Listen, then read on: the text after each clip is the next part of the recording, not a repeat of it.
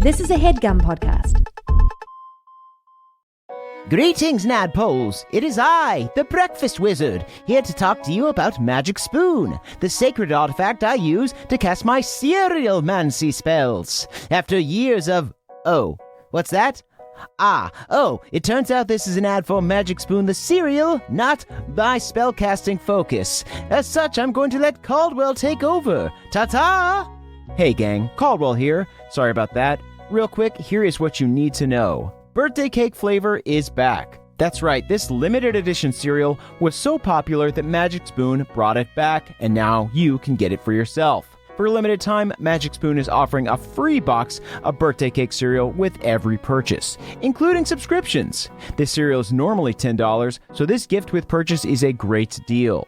To take advantage of this offer, head to magicspoon.com/PawPawBDay to grab a custom bundle of cereal and get a free box of birthday cake and try the magic for yourself. Remember, this exclusive offer is only available to NADPOD listeners. So go to magicspoon.com/PawPawBDay to add a free box of birthday cake to any order. Magic Spoon is so confident in their product, it is backed with a 100% happiness guarantee. So if you don't like it for any reason, they will refund your money, no questions asked.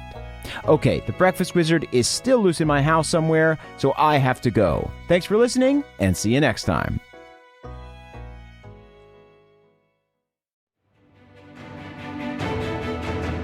Welcome to the campaign after the campaign. This is not another D&D podcast. Welcome back to Bohemia, everyone. Bohemia. Yeah, got that Brennan Mulligan in there. Thank you. Did I hear some grit? Yeah, you might have heard some Bohemia.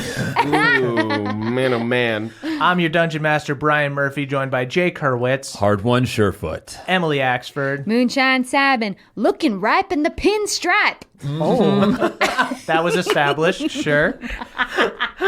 And Caldwell Tanner. Beverly Togold V, a Shadowfeller who's missing his peller? Nice.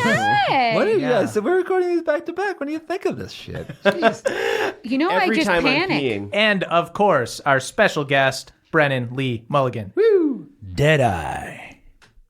The Crick's gunslinger with no skin on his finger. Yeah. You guys are good. It tickles me. I gotta love say, it. I would do the same thing Jake does. Just the best way to get in this game is to not play it. You know Right. what I mean? But I really, now, like, this is making me feel like like, Gunslinger with no flesh on his finger, like, that makes me want to fucking do one. Yeah. You know? Yeah. Go ahead, dude. No. I can't. And Jake Hurwitz. Okay. The guy from the mountain who drinks water from a fountain. Okay, I like it. I've never seen Hard One do that, but okay. It hasn't really been established. We're going to brush But it past rhymed. that, get right to the recap, Okay. gang. No reason to dwell on that one. Last week, I think I might do a t-shirt. guys, tweet out hashtag NADPOD if you'd like to see the bastard of the mountain drinker please, of that'd water be a from terrible fountains. T-shirt. It'd be an amazing tank top. That's right. So head over to store.nadpod.com. I'm sure we're selling it by now. It's a flash sale. We we made don't need two. to. Yeah, we don't need to wait for the comments. Yeah. It's already in the store. Great. Guys, let's do a little recap. So last week, you met Deadeye, a sort of dead crick elf gunslinger. You don't totally know what his deal is yet.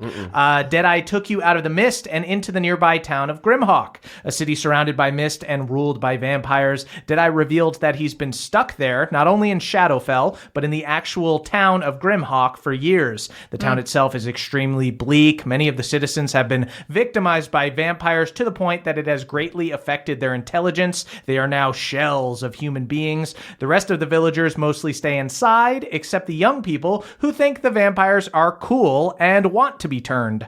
You encountered one such girl who was attempting to go to a vampire club, but was being stopped by some creepy figures in cloaks. You defeated the cloaked combatants, who Deadeye revealed to be a group of religious revenants called the Knights of Penance. You knocked the girl out and took her to an inn where you put put her to bed.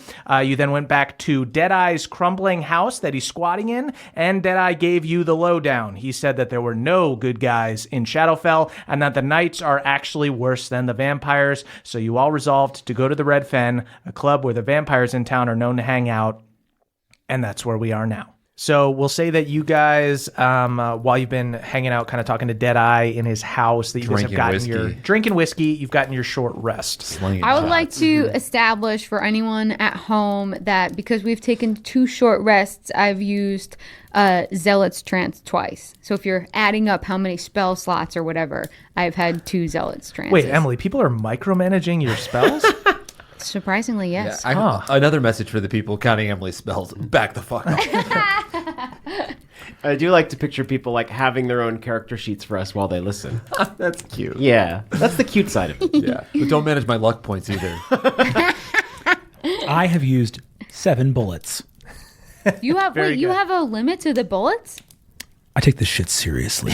I'm keeping track of every single resource. Is that I would built into say the class, or is that No, I had a certain amount of gold that me and Murph agreed on prior to the campaign, and I used it to buy ammunition. Is that what I would say he wouldn't have to worry about it, but then he was doing like 60 damage per attack, so he does have to worry about it. I have decided. Shit, I just realized because I got those spell slots back, and I have this spell I've been wanting to use on Balnor that's like, it makes a ranged weapon more powerful. Wait, why wouldn't you want to use it on me? Anyways, I wonder if I could use it on you. Hey, actually, while we're getting ready to go out for our big night at the normal club, hey, Deadeye, would you mind giving Balnor a couple shooting lessons, maybe? Oh, sure. sure. Set up some cans? Sure, yeah. If that's okay with you, Balnor. Yeah, that'd be wonderful. Why don't we frame it as a shooting contest? It's a little more fun. That is a little more fun. Oh, yeah. Yeah, totally. Yeah, no, that's cool with me. Balnor. Shh, stop, Bev. What are you doing to me, bud? What are you doing to me, bud? Well there, friend. How long you been plying your trade there with your firearm? Let's see. Well, it was back the gnomes. Beverly asked them to get me a gun 4 or 5 days. Wow. Yeah. Time moves fast. I'll tell you this, my friend. If you know the right way to study, 4 or 5 days is all the time you need to learn gun skills. That's me and reading. It's I know true. that. You trying to learn how to read? I'm getting pretty good. All right. I take out Ulfgar Goes Punch, and I start, and I immediately fail, and then I put it away, mumbling about how the book is broken. Now, hey, now, I go over to her. As soon as you take it out, I sit cross-legged on the floor. Remember, you got to work on the phonetics. Yeah. Each letter has its own Stupid little book. character. I think it's broken. No, I need a new no. book. I think I used the battery on this Well, book. if you don't finish that book, you're never going to get to the Alanis chapter books, and there's a lot of fun in there. Oh, that does sound fun. It's not age appropriate. She smokes in every chapter. All right. Well, if we're going to head to the Red Fen, there might be some trouble there. You mind if I get a couple more hits off that Crickwater Hall? Oh, please. You honor me, sir. Deadeye, are we going to get eaten there? Well, not if I can do anything about it. And Deadeye's going to walk over and take a long rifle off the wall and sling it on his Damn. back. Oh! Y'all already met Luann. This is Reba. Oh my god, I love the names of these. You've got a full coven. Well, I try my best. Harem, really. This is hardly. These are working women. These are my sisters in arms here. Oh, harem's a good thing. Really? Oh, Yeah, it's a group of women. It's a group of strong women empowering each other, To spending fuck time one. together. Moonshine, I think you need to learn how to read the dictionary next. I'm with you. Harems are cool. I will say that you are right to be on your guard there, Slim. These vampires are going to be in various states of hunger, and their appetite is quenched by one thing and one thing only. Now, I'll try to sort them out when we get there, but what you should know is that there's plenty of these young teenagers out there willing to hawk themselves off as blood pets. So as long as you don't cross anybody or start any trouble, there should be easier pickings for these skeeters out there than y'all. Okay, so we're trying to sort of endear ourselves to these skeeters. Am I misunderstanding? Well, We'd like to form a shoddy alliance with these skeeters. the point is this. we're all trapped here in Grimhawk, and you've heard about these Montgomerys, right? That live up in Grimhawk Manor. Yeah, I heard about what's Alabaster Montgomery? Ambrose. Ambrose, I knew some highfalutin name. Yeah. Didn't know it was a full family affair. Oh, it's a full family affair. Now, don't get me wrong. These vampires are just as twisted and sick as these revenants are, just that their aims are a little bit more base, shall we say? Or perhaps more selfish. I guess you could put it that way. The main thing is they're easy to guess and easy to manipulate. They're just trying to eat. So there are some vampires that are going to be at the Red Fen tonight, and the mists around this town are controlled by Ambrose. He is the one who sets these mists going. Now, there are a number of lanterns in this town that can, all you need to do is just get a lantern. They're keyed to let you pass through the mists. We can all be out of here. Y'all can be on your way to rescue your moms. I can be on my way back to Bohemia and the lands of the living. Bing, bang, boom. We all get what we want. These lanterns are hard to come by, but they're not impossible. Mm-hmm. There's a acquaintance of mine at the Red Fen right now who might be able to give us a hand locking one of these down. So you've yet to get your hands on one of these lanterns. I've been trying for quite some time. Okay. What's gotten in your way? Well, there are some tasks in this town that are unpleasant or just plain old difficult to accomplish. And the more sure you are to find a skeeter that's going to have themselves access to a lantern, the worst thing they're going to ask for. Now, we might have found ourselves a skeeter dumb enough to get us our hands on one for a task that might be a little bit more palatable. How are these skeeters ever magically manipulatable? I think that depends. I mean, you're always taking a big risk, but I think especially some of the spawnier ones, some ones a little bit more feral, I think you can usually pull a trick on them pretty easy. But they're going to have a harder time getting their hands on a lantern. Exactly. And the more likely that a skeeter is to have their hands on one of them lanterns, the more prepared they're going to be to defend against magical attack. So, do you think that what we need to do... Ooh, okay. I've got a couple of things up my sleeve. Wait, I ain't wearing sleeves. I'm wearing a pinstripe vest. Up the cup of my pants. Listen, there's not much to do in Grimhawk, so I've been kind of hoarding just to pass the time. I cannot believe the duds you guys were able to find in my closet. What do you think? I don't know. It looks like a kind of Bonnie and Clyde meets the Addams Family. I like it. I really, really like it. Pinstripe up top, pinstripe on the bottom. Oh, yeah. Different size stripes, different color blacks. Listen, your shoes Stripes don't... on stripes on stripes. Your shoes don't fit me, but your spurs sure as heck do. So I'm going to borrow a couple of those if that's okay. Oh, you're welcome to. My horse rotted away ages ago.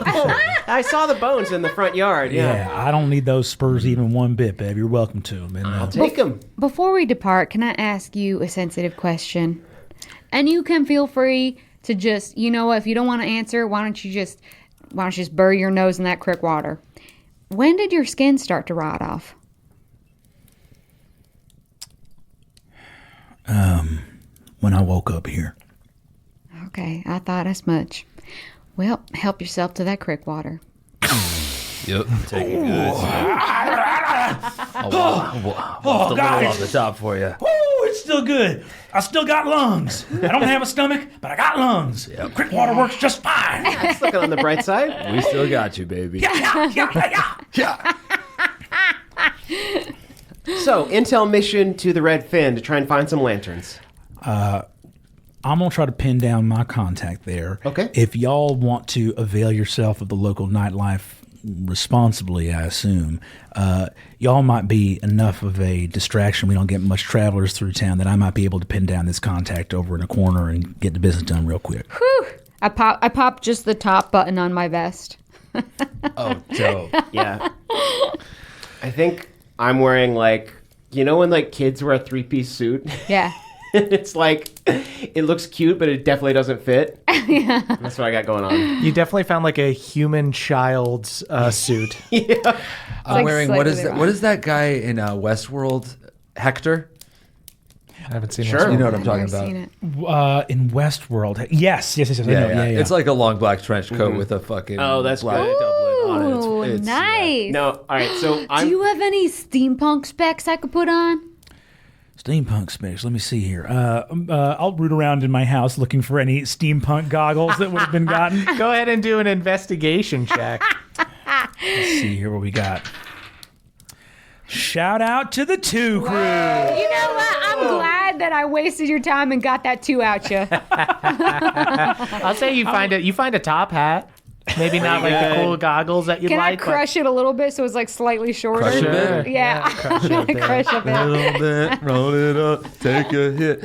All right, I help I'm ready. Balnor get dressed. Sweet. Balnor also wears a child suit.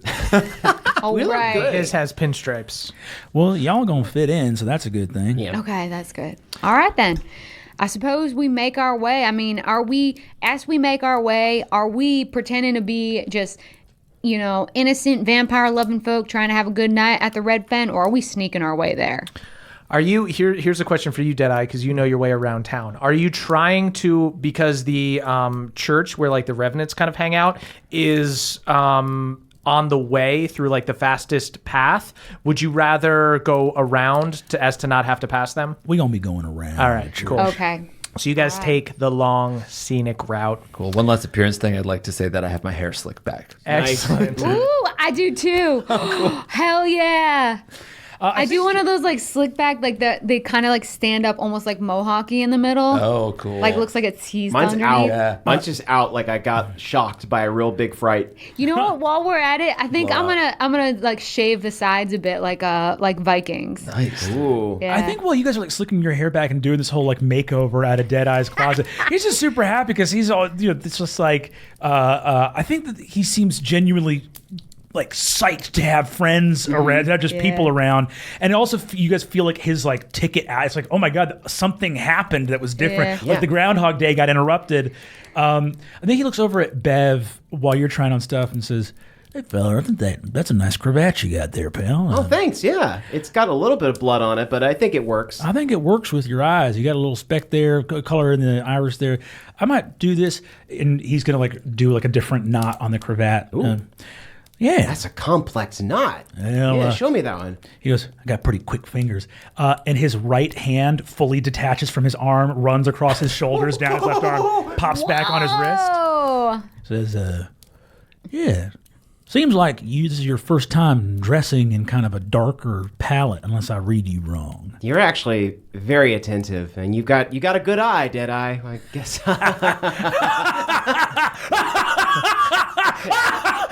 Yeah, I do. Oh, one of your ribs fell off when you laughed. I laugh too hard sometimes. That one's loose, so that's gonna do that. You're right on the money. I guess I'm trying to like find my own way and like kind of walk in the mist between light and dark. Well, youngin', that's a brave first step. I gotta commend you on that, Slim. I've been burned by the light as often as I've been scared by the dark, and I think you're looking in the right place for answers, friend. Yeah, I think we've learned a lot from you in the 30 minutes or so that we've known you. It's been a wild 30 minutes. I gotta say, we got in a fight. We met a shell man. There was Yeah. that lady with the wimple. It's been It has been a few hours since you guys have taken your short rest. lady with the wimple. I mean, I don't know if I was clear before. I spent an entire year arranging a rock garden out of novelty glasses in my basement. It's So this has beautiful. been. It's very zen. I appreciate it. It has been a big day today. Yeah. Hey, that hand thing. Can you like control that? How far away? What's the range on that? Well, this bad boy here snaps the hand off, and he reaches his other fist back and hits the back of his head and pops the dead eye out of the clean side of his No face. way. His index finger and thumb on his right hand close around the eyeball, and the remaining three fingers that are free skitter around like a little tripod thing, holding his eye, and it runs out of the room. Oh, that's some sneaky shit. Wait, we clocked that, right? Yeah, I You think certainly see that, yes. Damn, there's a rat running underfoot. I step on it. Pop-On's going nuts trying to bite it. Papa catches it. Behave yourself, Esquire. Just biting at it and swinging it around. Mr. Handy. Deadeye jumps in and tries to wrestle his hand and eye away from Papa. You wrestle it right away. He's scrambling. Make him do an opposed athletic check. Against Papa? Yeah. All right. Do I have to roll for Papa? Yeah, you can roll for Papa. What is Papa add to athletics? So little, probably like -3. Oh, Papa got a 19, but -3. 16? That's going to be 16. I only got a 13. He successfully gets the hand away and is just scrambling around. Scramble, man, get back here. Scramble back here. Wow, I really need that. I cannot stress how much I need those two things. We got a scramble man and a scramble hand. I telepathically calm my heart to try and calm Papa's heart. He starts drooling and then he just like flops over and starts snoring.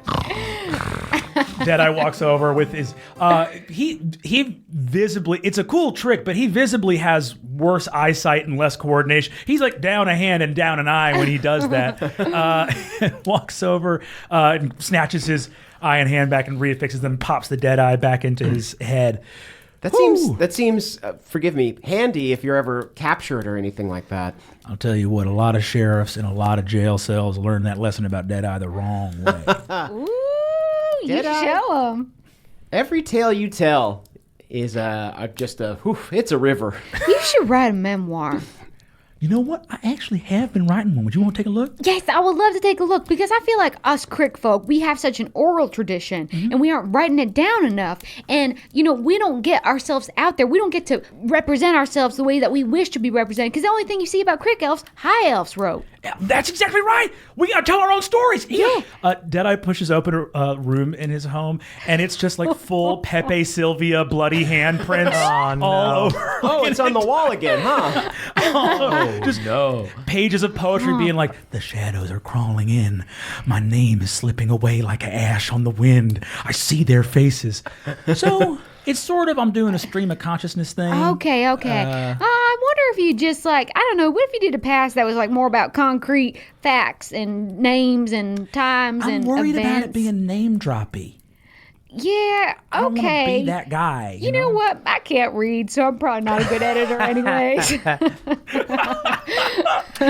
So do you guys head out to the Red Fen? Think it's time. Where are you guys heading next? Let's do it. Yeah. Let's go Red to Fin? Let's go to Red Fin. Yeah, we're going Red Fen. Sweet. So you guys Take the long way. take the long way, and you travel uptown. You see downtown was all full of peasants who had like boarded up their homes and everything. Nobody was outside. Very dirty and decrepit. But here you see well-preserved homes. These beautiful colonial-style houses with balconies and verandas. It's in stark contrast to the houses downtown. And you begin to see people. You see young, attractive people walking about.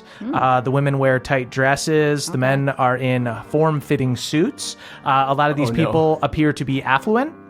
But These others, are all vampires, though, right? some of them might be. Bev, your evil sense is probably going off a little more than usual. But you also see, like Sandy, the girl that you guys had dropped off in the tavern a few hours ago. Notice he didn't say rescued. Yes, dropped off in the tavern a few hours ago. Like her, a lot of people are like peasants that have clearly like tailored their own stuff to try to fit in. This is so sad. It is sad. And you see that most of the people are hanging around this place called the Red Fen. As we approach the Red Fen, I'm going to say, Moonshine, you think you could make some lights? Do you think you'll make some lights with magic? I could make some lights with magic. I did not stock daylight because I used daylight previously and it was to horrible effect. No. I don't want anything big in it. Just like a cantrip, really. I like to do this thing when I walk into a bar where I walk up and you can see my boots under the door at the front of the bar, and everyone they turn and look and they see the boots, and then the door opens, and then if I can get light behind me, and then I just have my silhouette in the door. It's this. Ooh, I've done it a couple that sounds times. great. I got produce flame, Oh, that'd be great. so I'll just make a bunch of flame. If you just make a bunch of flame, but because Yeah. then it's like, and I'll walk up and I'll hit my boots real hard, and people will be like, "What's those boots?" And then I'll be in the door, and then open, and then just a silhouette in the door, and then If you need some assistance with your boots hitting really hard, I take out my wood block. Yeah, Hell you know what? Why don't we put on like basically like a regional theater of you walking into this thing? We can yeah. give all the Bev. Will you? Mine are losing some fog. Yeah, Oh, hell yeah. God, yes, it's been so long. yeah. Sweet. So Let's get Bev, this guy an like entrance. a human fog machine, begins making a little bit of fog come out from his hands. You twiddle your fingers, and it comes out like a mist machine from Hot Topic. I'm also gonna hiss to produce my flame. Moonshine makes a little light behind Deadeye here. Hard One times the woodblock, watching Deadeye's feet. Deadeye, you walk up to the door of the tavern. You have to wait. You have to wait a little bit because people are like going in and out, and you're waiting for like the enough space between people that you can make an epic entrance. And the time is right. I think even Deadeye goes as he's walking up, just for him to hear. "Wee, wee, woo, pow, wow, wow." We all here. Deadeye, go ahead and do a performance check as you enter. Yes. Ooh, I want to waste this. Oh, that's going to be a hot 8.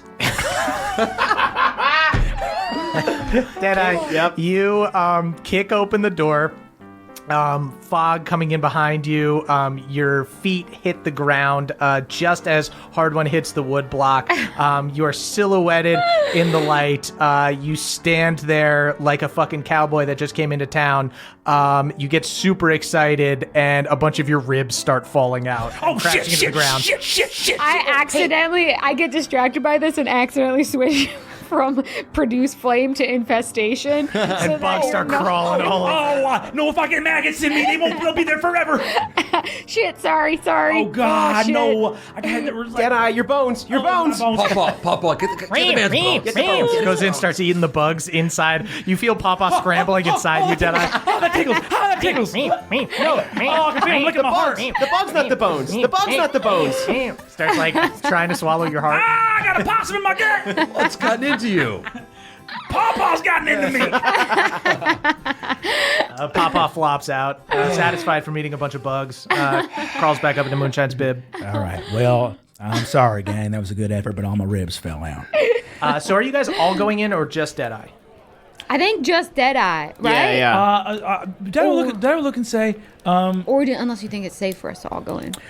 I think it'd be better if they know how you got into town. So why don't we walk in together? That's true, yeah. Let's do it. And I'll go in and I'll find my friend, and all y'all, help yourselves. I honestly don't think that anyone's gonna mess with you, but if they do, just holler, and Okay.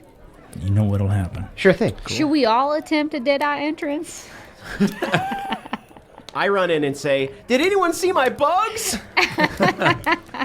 To try and save face for Deadeye. I try and scoop up some of the fog from Bev's fog machine and just try and have like a sultry entrance. So you guys, people are just fully not paying attention to you guys. You guys just walk into this extremely crowded bar. Wow. No one's looking. It's busy in here. It's very busy. There's a pianist playing a jazzy tune. There are black leather chairs and small tables sitting atop rugs of deep red. Smoke is filling the air as the patrons puff on their pipes. It's very loungy. There are some people enjoying drinks, but there are also people getting their blood sucked by vampires. Is there anyone dancing naked like an erotic statue? No. Is there a pipe nearby that I can have and smoke? Let me describe the room. You see sitting. We do all the drugs. You guys see sitting on the various couches are these glossy-eyed humans leaning back. Almost, they don't look quite like the shells. They look like they're in ecstasy or something. Almost like they're like they fucking as vampires sensually bite their necks or their wrists. And you immediately clock sitting on a chair in the corner of the room is a pale man with long silver hair and red eyes wearing a red smoking jacket. There was a woman in his lap with similarly long silver hair and red eyes wearing a crimson dress with a split that shone off a lot of leg. They're stroking each other's hair. But you see their attention turns to you guys immediately, and their eyes follow you as you guys walk into the room. You recognize this Deadeye. Deadeye is going to look over at you guys and just out of the side of. He actually speaks out of the hole in his cheek to be as surreptitious as possible, and just goes "That's Waylon and Scarlett Montgomery. They act socialites, but they're cruel and they mean business. I'd steer clear." Oh, but what if maybe one of us needed to sort of like run some sexual recon? Are they like swingers, invite a third in or anything like that? Sexual recon. Yeah, it's sort of one of my Moonshine? specialties. Dropping that like it's a term we all use. Moonshine and Balnor could partner up on that. Should we go in there? I think it'd be a solo mission last time, but it kind of got compromised. Tell you like this, Moonshine. If you try to get in a threesome that way, that's a threesome's going to end as a twosome. You understand? Oh, because I'm going to be so good one of them leaves the other. Thank you. Up top, I go for a high five on your bone hand. Deadeye actively resists, but the hand flies off and slaps. Okay. And you also see standing near this couple are men and women in black surcoats with red trimming. They have gray hair and no pupils, just like white eyes. And they're standing at attention, almost like they're standing guard. They're like this entourage for these for Waylon and Scarlet. And Deadeye, you would know these to be vampire spawn. These are like guys that'll just do whatever they want. Oh. Yeah. Basically like lesser vampires that have been turned by that vampire. Okay. Okay. And behind the lounge area, you see is an actual bar. It's this small, like L-shaped bar. There's a bartender with raven locks, piercing blue eyes, and a tight purple dress with a corset, serving some like extremely drunk young men and women who appear to be like mortals who just lap up the wine and ale. And you can tell it's like one of those things where it's like people flirting with the bartender where you know it's not going to go anywhere, but she keeps like buttering them up. And next to the bar is a staircase that leads upstairs. Deadeye, I just want you to know that if you need a bargaining chip, Operation Blood Lad is on the table. That is a very heroic gesture, young Beverly. Let me ask you a question, by the way. How old are you, Slim? I'm 16. Okay, that feels all right. I'm gonna have to just reckon with this later, bringing a minor here. But that's all. Oh, he's good. He can hold his own. Yeah. He drinks a lot. Yeah. I have a real quick question. Very mature. Would you say that a vampire's bite is piercing? Piercing damage? I'd say that their gaze is just like their bites. It's piercing. Yeah, It's absolutely. piercing? Yeah. Because it might be fun to just cast stone skin on young Beverly, send him in to get his blood sucked. Because he would have resistance to piercing damage. I mean, all of this makes me think that I better run upstairs and do my business real quick because y'all gonna start a ruckus down here. We're just exploring. We're just spitballing. All right, you guys keep. Hey, no judgment and brainstorming. You guys keep exploring options. Okay. No bad ideas. And while you're kind of in that blue sky phase, I'm gonna run upstairs as fast as I possibly can. Okay. Deadeye is gonna hoof it upstairs.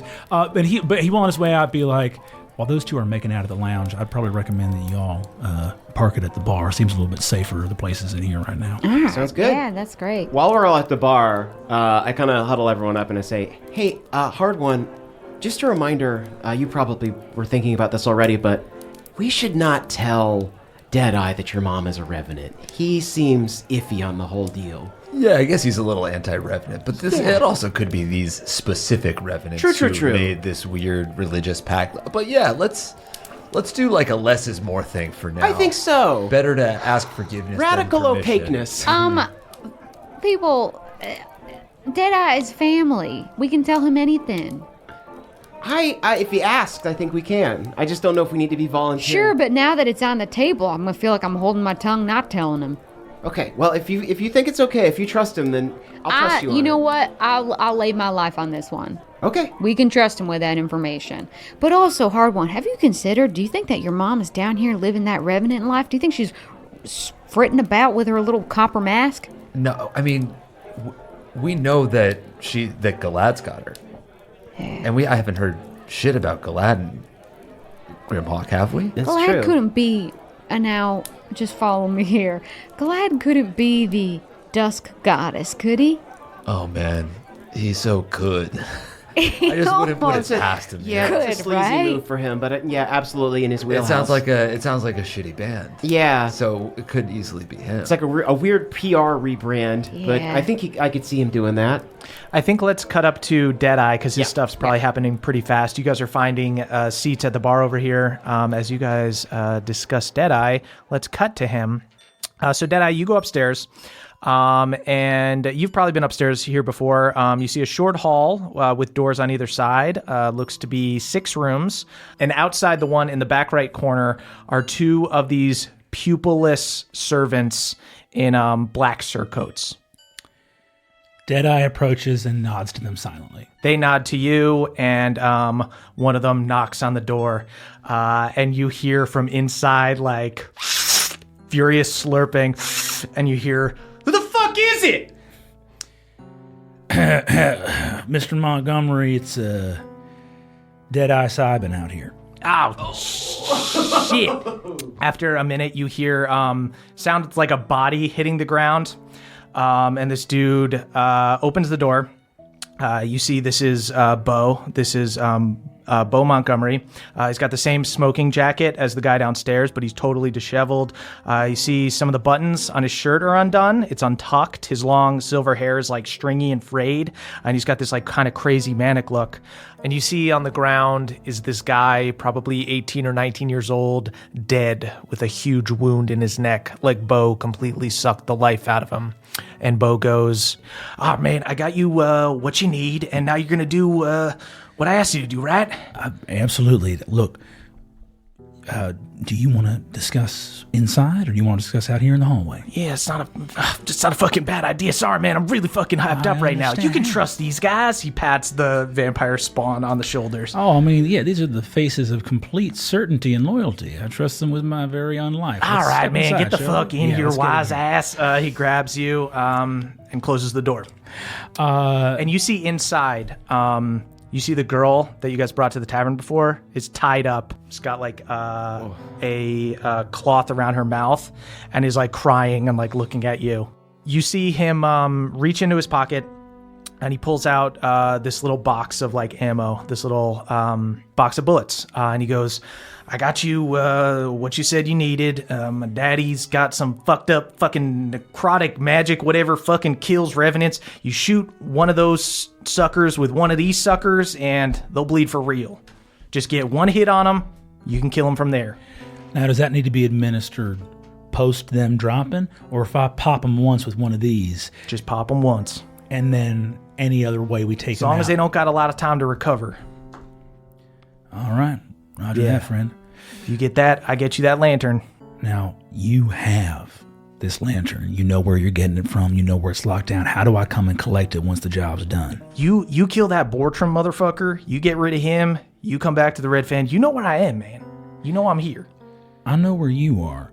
I want to know where the lantern's going to be and how it's going to get here. I'll bring the lantern here, man. We'll meet here. This is my room, man. This is where I do my business. I know, Bo. I know it's where you do your business.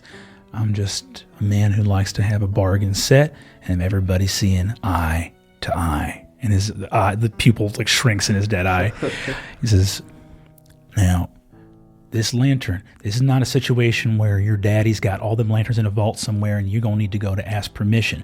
I mean to say that up in the Montgomery house, you got a lantern that you know about that you can go and grab. And after I'm done, it's going to be here. Is that correct?"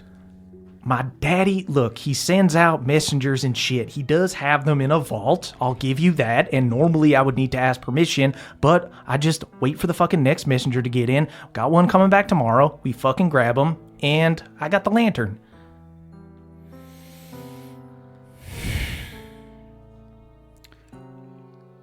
All right, Bo. I'm counting on you. Because I will say this. And you understand that I'm a man of my word. If I do this for you, and these revenants are not a problem in this town for you anymore, and I come back and it turns out, oops, there was a problem, and this lantern can't come back, I'm not going to be a problem for you. But what I tell your father about you offering it, that's going to happen. Oh, that's fucked up, man. You going to do that to me? You going to do that to Bo, your friend? Bo, I'm not going to do it. Because tomorrow, you're going to give me that lantern and you're never going to see me again. Man. Exactly. You're going to be fucking off, man. That's exactly right. Good, man. Hey, I don't want a crazy motherfucker like you after me, man. Just fucking kill the guy. That's right. I'll get you your stupid lantern, man. Good. I'm glad that we are on the same page and seeing eye to eye. You have a pleasant rest of your evening, Bo. You too. Deadeye's going to walk out of the room. Anyways, as I was saying, I think Deadeye, we can trust him. I bet my life on it. All right, let's drink on it. All right, let's drink on it. Cheers, y'all. You see, Deadeye is starting to walk down the stairs just as like the bartender's coming over to you guys. She goes, "What are y'all gonna be drinking tonight?" I don't know. What are you drinking? Might be drinking you later. Okay, time to go, everyone. We're all done here. All right. Well, how about a little taste? Hey, can we go walk me down, please? I take a paper cut and just kind of squeeze out a little bit. She furiously starts sucking at. Go ahead and give me a wisdom saving throw. Or charisma saving throw, rather. Oh, is this charmed? It Being is. Charmed? I have advantage. 19. 19. You pass. Sweet. So yeah, she's just sucking on your finger. Sorry, just for the record, I just wanted to squeeze a little bit of a paper cut into a and she grabbed your finger and started like biting you. Damn. I see. Yo, Deadeye, my girl's got game, right? You see that? Everybody wants to get with this bartender. Hey, all right. Hey, 30 seconds flat. do I know the bartender's name? Yes, Josette. Very impressive. Yeah, Moonshine's got a real gift, my friend. He's going to Dad's going to bite the inside of his cheek and let some of the sludgy, nasty blood come out, and grab Josette and spit some of his blood into her mouth. Oh, what the fuck are you doing, man? She like pushes you back. Good luck getting that taste out of there. That's going to do this for a while. Tastes like a bunch of pennies put in a blender with trash. You were the missing piece in our romantic puzzle.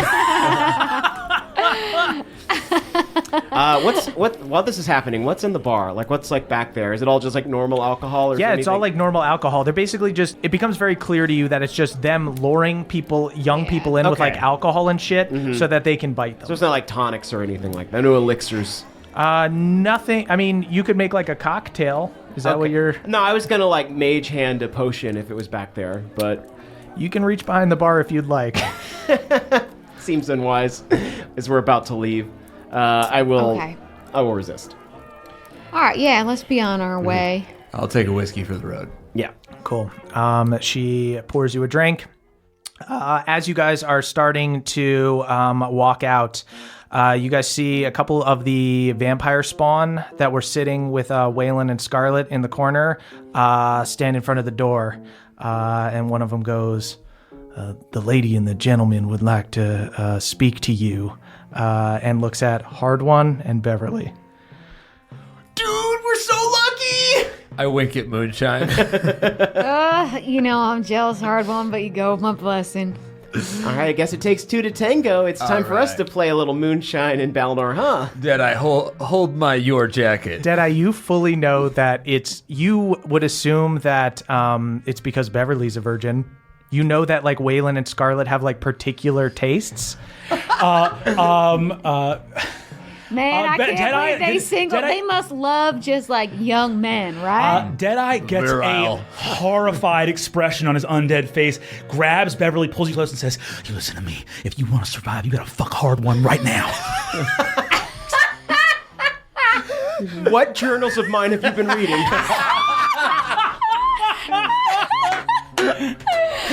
Where did you get those? You don't got the time. Bev, I took it out of the bag. I thought the other people would see it. I must have left it out. There were 3 locks I'm on that. I'm sorry. He's good with his hands. He's got quick hands. Oh, did he do the little hand trick? I don't know. It's just look at that ass.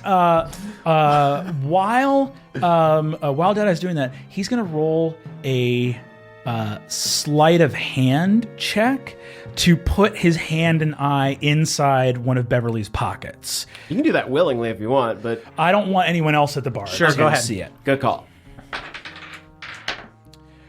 That's going to be a 32 from me. Yes, you do it. Stuff goes into the pocket, and I just want that eye basically peeking out of his coat to try to confirm anything that's like, just to see if anyone's going to like make a move on Bev or whatever while me and Moonshine are by the door. Hard One, it's our time I'm to shine. saying goodbye to Hard One. I'm like, yo, have fun in there. I would be lying if I said I wasn't jealous. Yeah, I but like leaning and dap Moonshine up. holy shit. And your dude. boy's at it again. I heard vampires spoke so fast. I'm so jealous. I'm elbowing Hard One, being like, I hope they're not succubi, and I like wink a little bit. Balnor's Holy fully shit. horrified. Holy I did this shit. before, so I guess I can't tell you not to do it, but oh boy. man, you go to the club, you never know what's going to happen. Oh yeah, I saunter over and I grab a pipe from somebody else who's smoking. Sweet. Yeah, you just grab it from like one of the peasants. It doesn't matter. It's just like some kid's just like, hey man, what the fuck? Just like some like 19-year-old. I shout after him, roll deep. Yeah. Roll deep. So are you guys going over to Waylon and Scarlet? Yeah. Yeah. So you guys walk over to them. They've got this little posse of vampire spawn. What are you guys doing, Deadeye and Moonshine, while this is happening? I think I'm just leaning over to Deadeye and be like, I'm a little jealous. I have to be honest. I kind of wish I got hand plucked like them. Well, Plucked to get you sucked. couldn't get hand plucked because you've done it before. Oh, because I let my finger go in that woman's mouth. No, they're only picking virgins. That can't be true. Wait, but Hard One fucks like all the time. Yeah, I'm pretty sure. Hard One Hard fucks One's all pretty the time? experienced. I think, I have gotten the vibe, since it's just us, I have gotten the vibe that maybe he's not the best at it. Like, maybe he's got a bit to learn. Not knowing anything that's being said right now, I turn and just shake my fist like, hell yeah. I shake my fist back and then say, like, I get the impression maybe he's a bit selfish, not in the exploratory phase Well, yet. you'd have to be selfish if the only thing you'd ever done was jerk off, because that dude is a capital V virgin. Well, that just contradicts some of the stuff he said. Okay. I'm not surprised, Moonshine.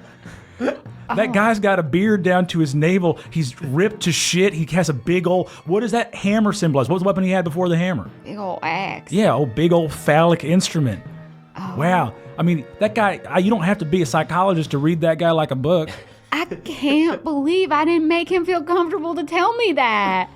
Well, it's hard. Masculinity is a trap for a lot of people. I wish he knew Meanwhile- that he could have told me that. Hey, Hard And I One. would have been completely okay with that. We could have talked about it, and we could have had some healthy But that's the thing is, discussions. it's not the judgment's not coming from you. It's coming from within himself. It's society. Laura, you are so right. You guys Wait have a this deep second. combo. Are they in danger? Meanwhile, Beverly and Hard One, you guys approach Scarlet and Waylon. They are surrounded by these vampire spawner, like standing there like the Secret Service. Two extremely hot people. She's sitting in his lap. They're both like stroking each other's hair, but they're looking at you guys, and you see they like sniff as you get close. And Scarlet goes, "You're not from around here, are you?" No, a bit ways out of town. Oh, yeah. And Waylon sniffs up a bunch. Oh, you're from the mortal plane, aren't you? Sure are. Yeah, untainted meat. I like that. Untainted, I don't know about that. Beverly Togold the Fifth, pleased to meet you. Nice to meet you. Waylon Montgomery. Scarlet Montgomery. This is my sister. Oh. They shake your hands. It's like that then. I give them the limpest handshake possible. As is the custom amongst vampires. Yeah. So, what we playing? You got board games, cards? What's up? Oh, I got a fun game for all of us to play. Now, I'm a little bit more choosy than these other people here. You see these, kind of, not minor vampires. You ran into these kind of lesser vampires when you were in the mist that were like monsters. These are more like Langston-type vampires, just like scumbag, Hot Topic-looking guys, are biting into people on the couch. And you see Scarlet goes... They're so crass out here with these public displays of affection, but we have more discerning tastes, and we like our privacy, so we'd like to invite you up to our private suite upstairs. We're going to have to insist, in fact. I imagine you chose my associate and I because of our huge plump rumps, and no other reason, and we see that as a grand compliment, so we'll obviously be adjourning with you. You see Waylon licks his lips. Yeah, juicy, plump rump full of virgin blood. Over by the door, Deadeye's just shaking his head going, stupid bringing those two double thick asses in here. God, oversight, damn it. Those boys are dummy thick. So you want to take us upstairs just because one of us is a virgin? Yeah, me. I'm guilty. You see they both look at each other and they laugh and they go, yeah, sure, hon. Okay, wait. What? Hard one? Knock it off, Bev. Be cool. Be cool. Moonshine doesn't know. Again, Deadeye, are they in danger? They are in an incredible amount of danger. I told Bev to fuck hard one on the floor of the bar before. Honestly, that is more dangerous than some other thing. I do not believe that we should be encouraging hard one and Bev. There's a huge inventory. There's a huge inventory. I'm just saying, Bev is a young man. I know he can get hard fast, and if he could just spit in his hand and fuck hard one on the floor of this bar, they would both be off the menu. You understand what I'm saying? I suppose that is a very logical approach to the problem. I'm out here trying to save lives. You see Waylon and Scarlet motion to their vampire spawn, and they go, they'll show you to our room. Oh, well, here's the thing. We don't want to get our blood sucked by you two weirdos. As fun as it would be for all of us to fuck, it feels like that's not where we're headed, right? Waylon stands up, puts his hand on your shoulder, and goes, usually I'm against public displays of affection, and launches in and bites your neck. Oh, I symbiotic entity. All right, guys, everybody roll initiative. Let's do it. Oh, Jesus. I rolled a 19. 11. I also got a 19. My initiative is 10. I'll say Deadeye and Moonshine. If you guys want to do like something minor now, you guys can do it because you guys were kind of watching them, knowing something was going to happen. So I'll say you can't really have an action prepared because if you had your hand on your gun or something, somebody would have seen that.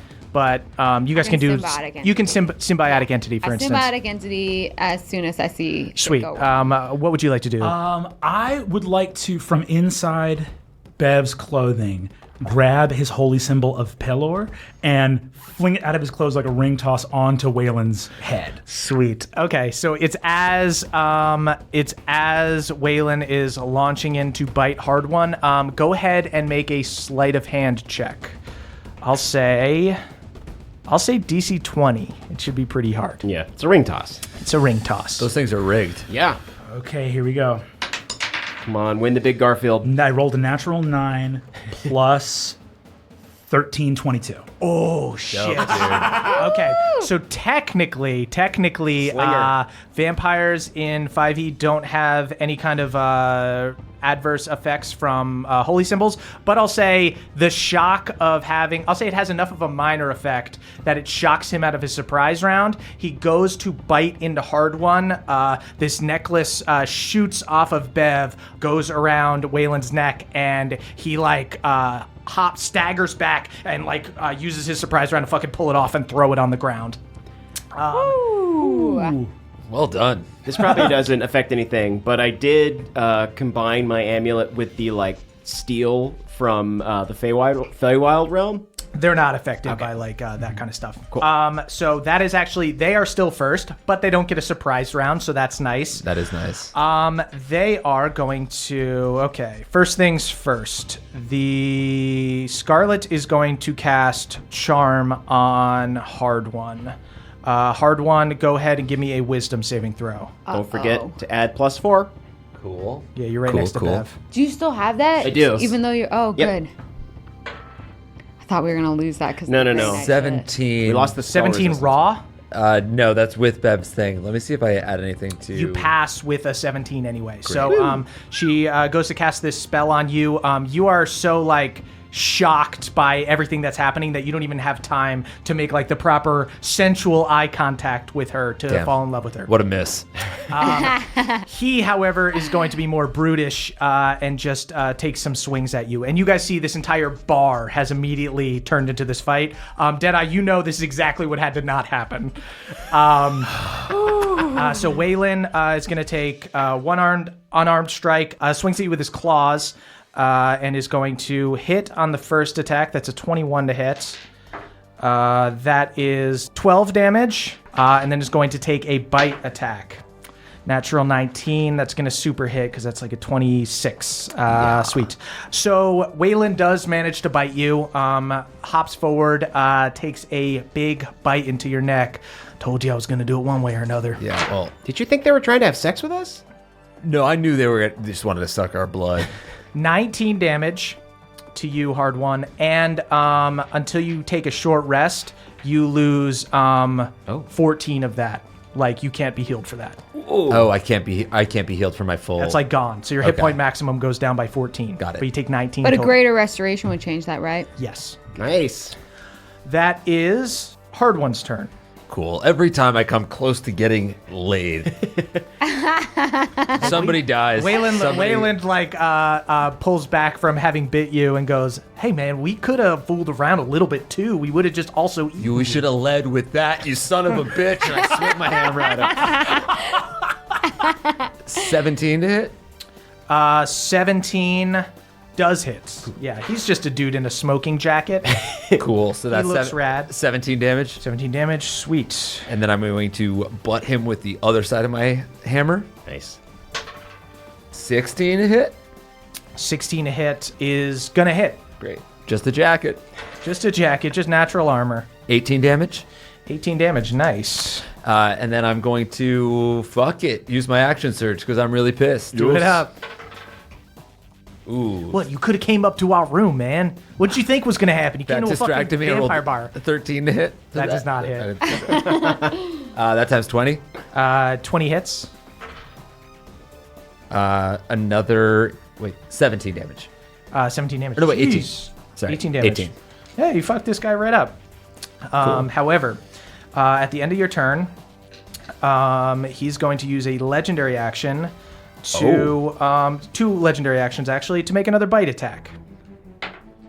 That is only 18 to hit, so he misses.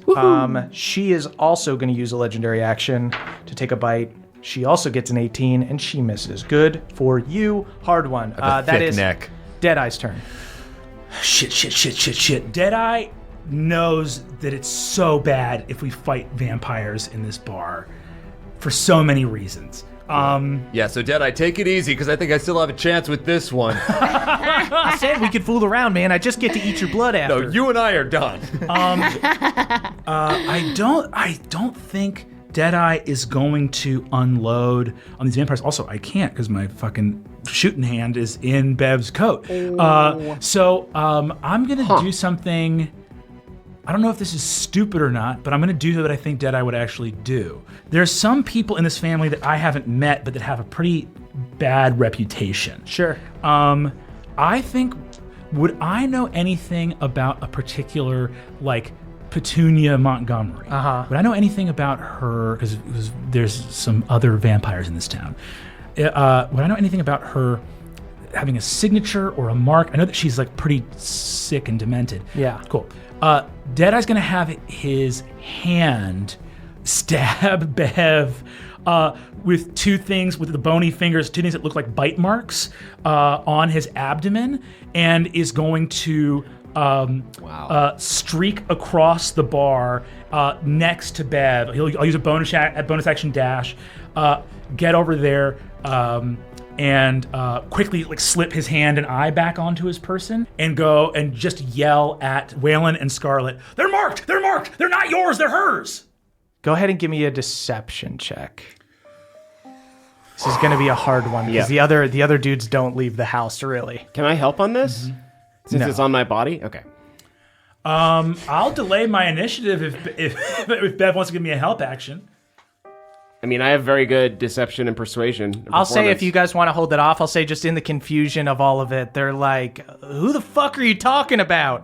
While they're all fighting. That is Bev's turn. Okay, great. I lift my shirt where I felt the puncture happen. I'm going to roll a deception check with advantage. Okay. Ooh, it's fun to play with another DM. I know. Ring your bell, baby. That is an 18 plus 11 is 29 on a deception check. You see Scarlet and Waylon look at each other for a second, and you know that they have a sister and a brother that they're like pretty fucking scared of because they're sick fucks that just like hang out in their house. And they look at each other and they like motion for the vampire spawn to stop for a second. They're like, hold on, now hold on. You see they hang on to Hard One. They hang on to Beverly, almost in like a standoff. And they lift Bev's shirt up. They see that he's got like two little like cuts on his stomach. That's right. I'm claimed. Don't pick me up. I'm someone else's property. You see Scarlet looks up at you, Deadeye, and goes, if this was one of Petunia's, he'd be hanging from a meat hook. Why's he got these 2 little scratches? Oh, we're acting like I can see into the mind of your sister? I don't know shit other than that I'm dead if anything happens to him. She's doing like a day-by-day thing with me, kind of. It's like an advent calendar where she just takes a little bit every day. That does... Go ahead and give me a deception check. Can I help him on this? Yes, sure. That's going to be a 20. Okay. You see Waylon and Scarlet look at each other, and they're just like, she's so fucking weird. Why does she do this fucking weird shit? And it's like a torture thing, you know? They're like, I don't think you're telling the truth. She actually sent me here just to get you two in trouble. Look, you are getting out of here by the skin of your teeth, you little motherfucker. Don't speak another word. Scarlet kicks Beverly forward towards you guys. And Waylon and Scarlet both put their hands on Hard One, and they go, just to be safe, we'll just be taking this one tonight. Y'all are welcome to leave. That's the deal we're willing to cut. I cast Tidal Wave.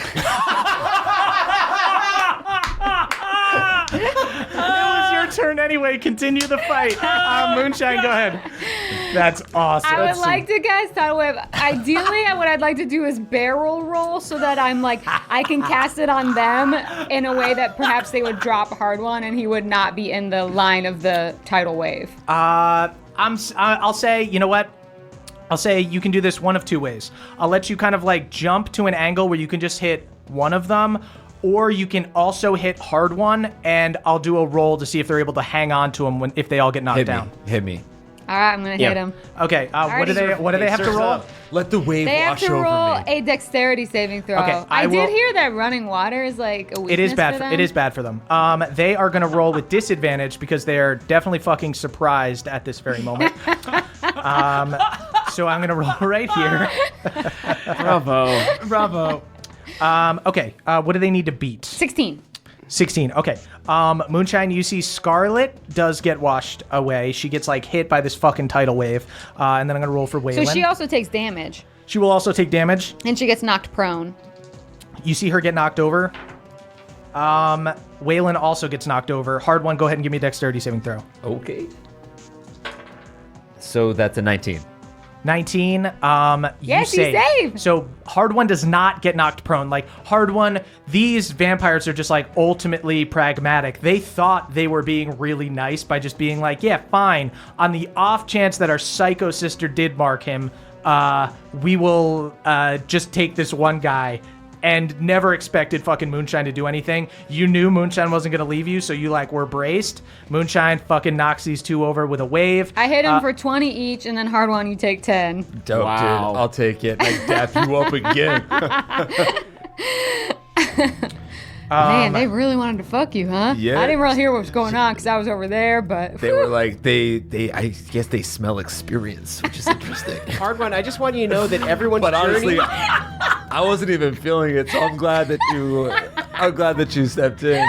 I whisper, everyone's journey is different. So I'm gonna go ahead. I'm gonna say that a lot of these vampires here in this lounge are like fucked up. Maybe some of them aren't fighters. A lot of them have been sucking on people who are drunk, and so they are then drunk. Oh, by so the they're way, not if all gonna get anyone- involved in the fight. But I am going to roll. If anyone else was within the 30-foot long, 10-foot wide, 10-foot tall, Right. So we'll radius, get to that. So Okay. I'm gonna go ahead and roll a D12. I'm gonna say minimum there are 6 vampire spawns here. If I get higher than that, you guys are just unlucky, and there's a bunch of fighters around. I'll roll in front of Bev here. 2. Shout out to the 2 crew in the best way. So that means the minimum. So there are 6 vampire spawns. I'll say 3 of them are over by like Moonshine and Deadeye, like at like 30 feet away on the other side of the room.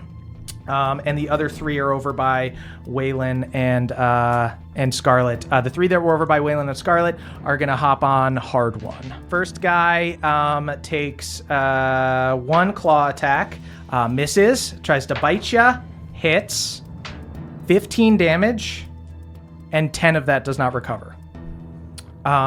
Second guy goes after you, hits on a claw attack for 5 damage. And then is going to make a bite attack and misses on the bite attack. Third guy goes. Shout out to the 2 crew on the claw attack. All right. Bite attack is a hit. Thank you, 2 crew. It's a 20 to hit. It's going to do 6, 8, 11 damage, and 7 of that can't be recovered. That is the other 3 guys who I'll say will pounce on Moonshine because they saw her cast the tidal Bring it on, wave. come on. I got my temporary hit points. I'm feeling good.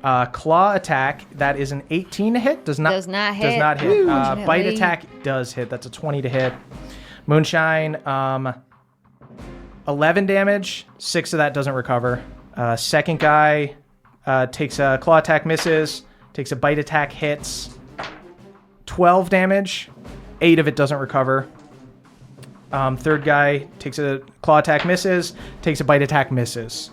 That is back around to... Actually, you know what? At the end of their turn... Legendary? They're going to use legendary actions, but they will just use their legendary action to do a movement. So they are going to stand up and get up from prone. Nice. Not that that really affects anything. That's back around to Scarlet and Waylon. Let's have... Okay, Waylon's going to keep just whacking at hard one. Hits on the first unarmed strike. 7 damage, and then is going to try to do another bite.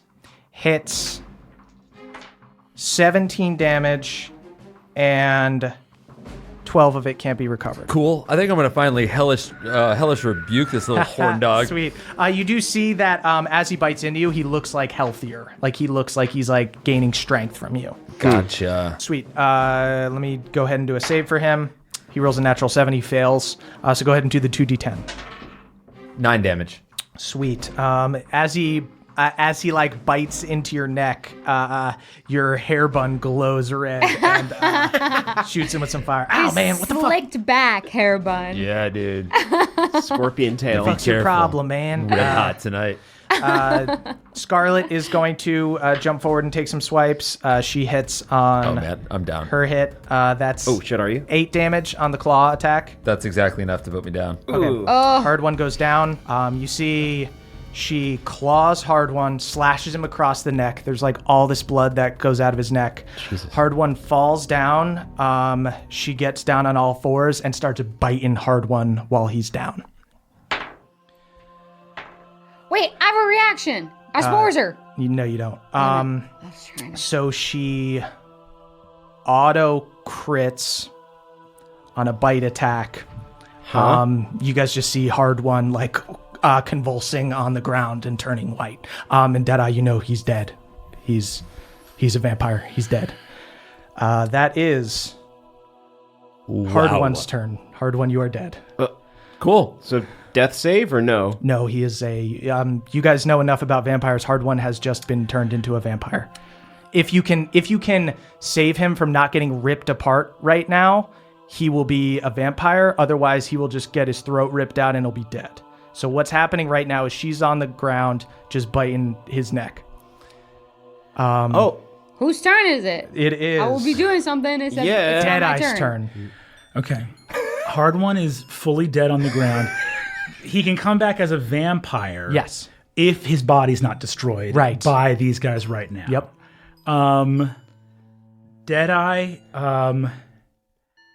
Deadeye holds the bullets that were given to him by Bo up in the air to Scarlet and Waylon. Opens the box, shows it to them. I mean, they just took out Hard One in a second. It shows it to them and goes, I'm working for your daddy and I need that man's help. Go ahead and give me a persuasion check with advantage.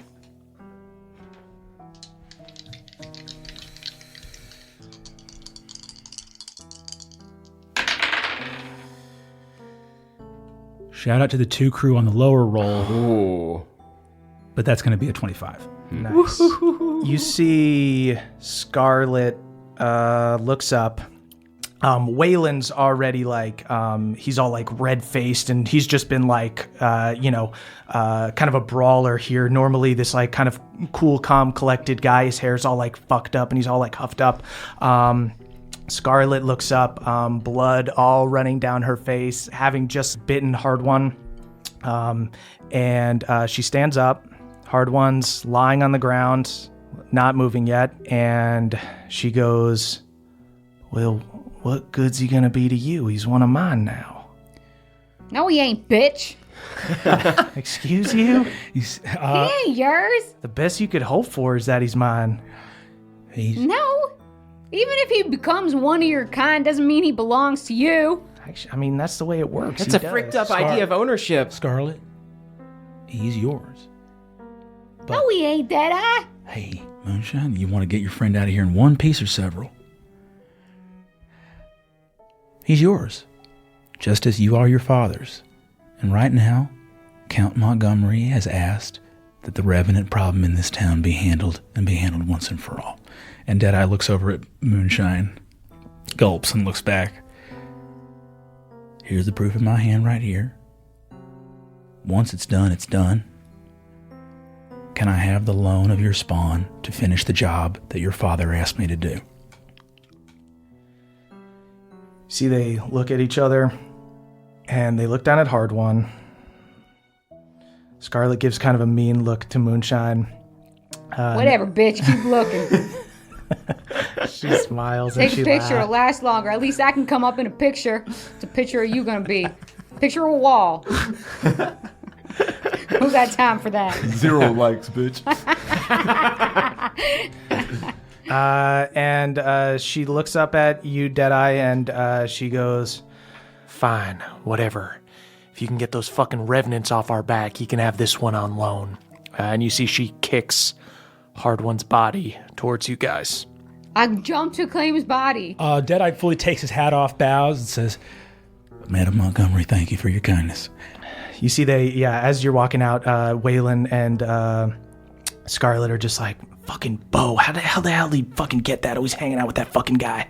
Hardwon, come back to us. Hardwon. Deadeye, if you're doing that, Deadeye grabs Hardwone's foot and just yanks him out through the door into the street. Carowons. I'm just slapping his ass. Oh, did I get laid? Did I fucking finally get laid up there? Buddy. Yeah, you got laid. Hey, you guys, Spilled cum everywhere, dude. He's awesome. He had such a droopy Who dick. remembers it? I need it described to me in It was detail. everywhere, man. Oh, he's awesome. He jackhammered. Hard One, you He was so hard. who's cure woundsing him? What are you guys doing to I'm giving him, doing like- greater. I think I'm just emotionally, I'm doing a greater restoration. Yeah. Great. Okay, I'm going to say, Bev, you go to do lay hands on him, and you feel it like sizzling him, like hurting him. What? I got a venereal disease, man. Does it revive him at all? No, it doesn't revive him at all. my Hard gosh. One's still out. He's still out. He's Okay. starting to you see like a Moonshine? Greater handprint from. restoration. You do greater restoration, and you see Hard One's breath begins to return, but very slow. He's like in a coma almost. Wait. Harwan. You dreaming about something in there? Oh, yeah. Maybe we should get away from all Does these cure vampires and wounds? stuff. I was here the whole time. I should have attacked. Does cure I wounds forgot do I was anything? here. You should not. I do Balnor, cure wounds. the better part of gun skill is not fucking shooting a gun off. I don't know. I'm pretty sure worst case scenario happened, Deadeye. Worst case scenario is this guy's splattered like a fucking abstract painting all over the side of the bar. I don't know if you noticed the decor in there. It's red for a goddamn reason. Okay, I cure wounds. So does cure wounds do anything? Cure on him? wounds brings him back. Okay. I just try to touch him normally. Does anything happen? Can I touch him? You see your amulet is you get sense evil from Hard One. Your amulet glows when you're near him. Yeah, keep that thing away from me for a little bit. Okay. Oh yeah, You're gonna be all right. You're gonna be okay. We're gonna figure this out. How you feeling? You were out. I thought you were. Different. Now, I what's the- didn't think I'd feel so different. He's got a giant neck bite, and his skin has turned from a healthy tan of a strong adventurer I was bronzed. to being this translucent white. I think it's probably because you sinned and had sex that I can't touch you anymore. I look at my arms. I was like, damn, I lost my tan down here. Yeah, man. Why don't we get you see, like, other vampires are, like, starting to kind of file out of the bar and stuff. We should go. If you can walk, let's get walking. Yeah, no, I could go for another round of fucking, but let's go to your house. I think. Yeah, you some kind of pro. Well, I actually feel really sick. Yeah. Are we going back to your house or? I think Deadeye's just going to take us to out of the way of we're going to get out of uptown, just go find like a quiet graveyard somewhere where Deadeye can go on a walk and collect himself. Sweet. And just and he just takes his hat off and just like there's like a tombstone he sits on. While you're collecting your thoughts, could you maybe put them in a bucket and splash them in our face? Because we need to know what the heck you are doing working with the Montgomerys. Every time I try to get laid, someone dies. It's either me or someone else I love. No, don't talk like that. Okay, no, I'm good. Listen, Hoss, you are in a new state of being, and What? it's not all bad, you know? I mean, you don't feel things like you used to, but, you know, you can still look and see, you can move. Are you a vampire? No, but we're all dead down Is here. Hard One a vampire? We're all vampires, right? Hard One looks like a super vampire, sorry to say it, bud. Fuck me. Hard One, Yeah. here, I know how to solve this. And I give him my paper cut.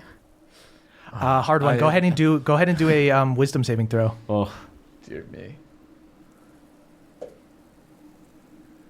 19. Nat 19. It looks fucking delicious to you. But you're not like overcome with enough like bloodlust that you need to like bite at her or anything. Moonshine. We better not, Moonshine. But you do want it. Moonshine, I'm not gonna lie, I want it bad. Better put a Band-Aid on that and keep it out of my sight. this is why you wait till marriage. Oh, God. Okay. How do we undo this?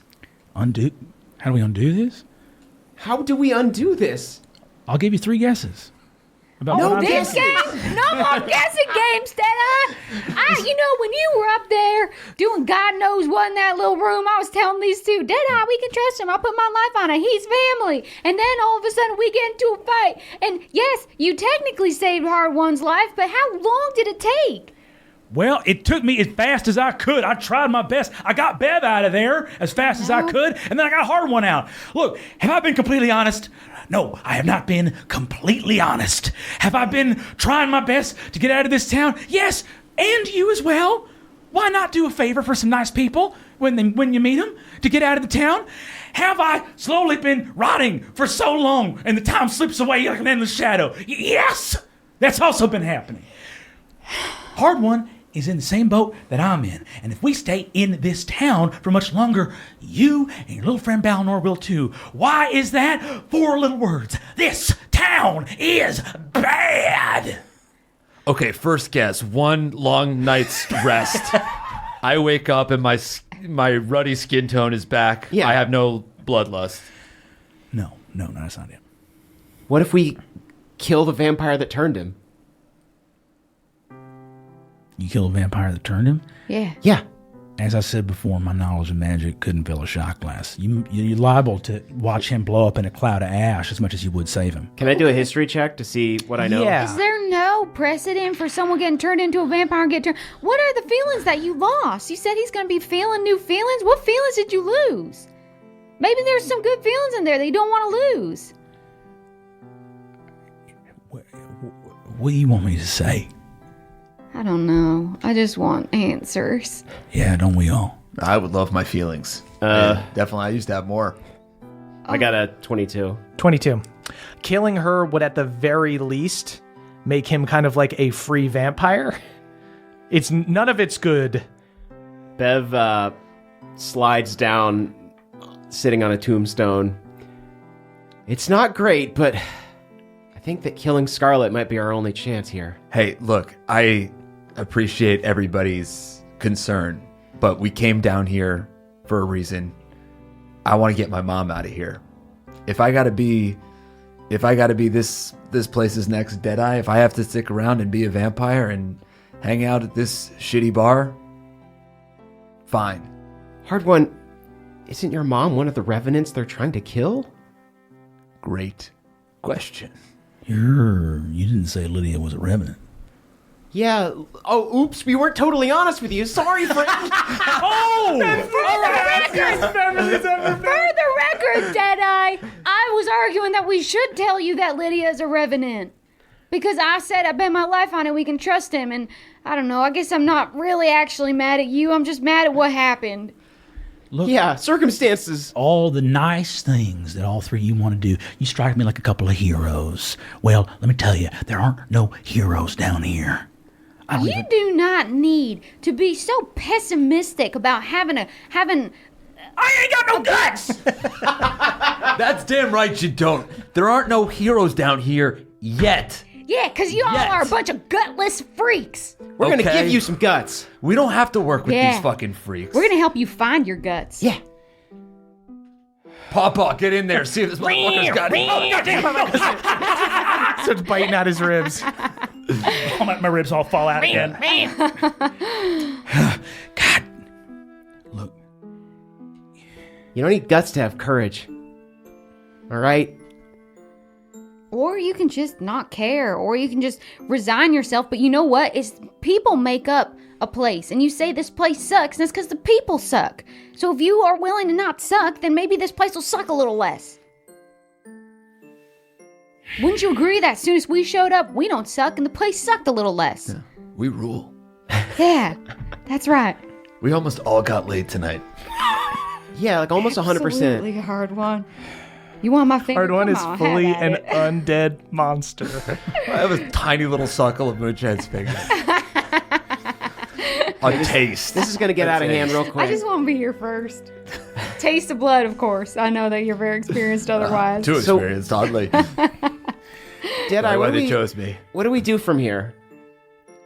You said that we still need to get one of those lanterns if we want to get out of Grimhawk. That's our best bet, right? Was all along, though, we could have got out of Grimhawk? It was only you that needed the lantern? Just while we're being honest, I won't even be mad.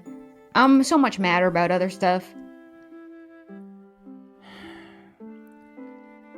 to the best of my knowledge, nobody can get out of Grimhawk without a lantern. Okay. Maybe we've gone to the wrong people for help.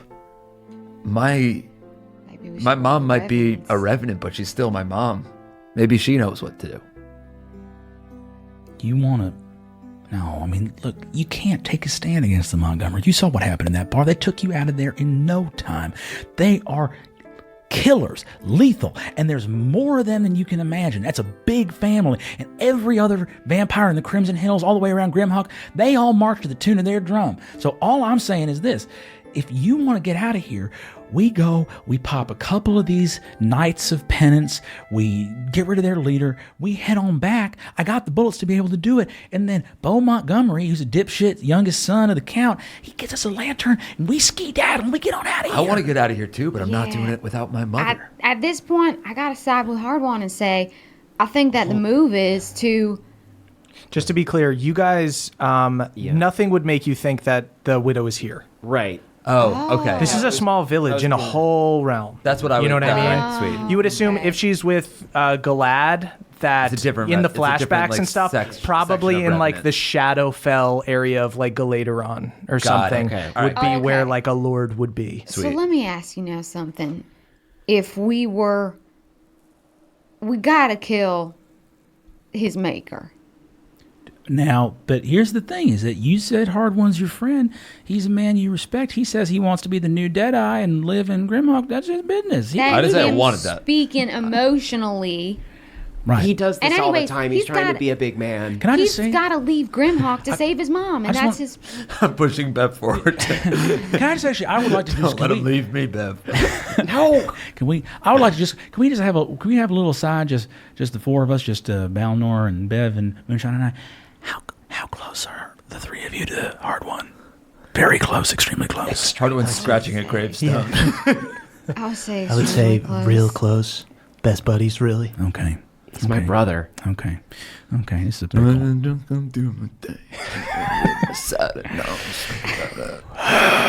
Okay. What are you going to tell us about this vampiric situation? Is that what it is about? Well, look. This morning when you guys came out of the mist, it was my first shot at being able to take on the Revenants. You saw that I was, I've faced down one or two of them at a time before, but I would have been, even taking down that ogre, I would have been a goner with those two halflings if you all hadn't shown up.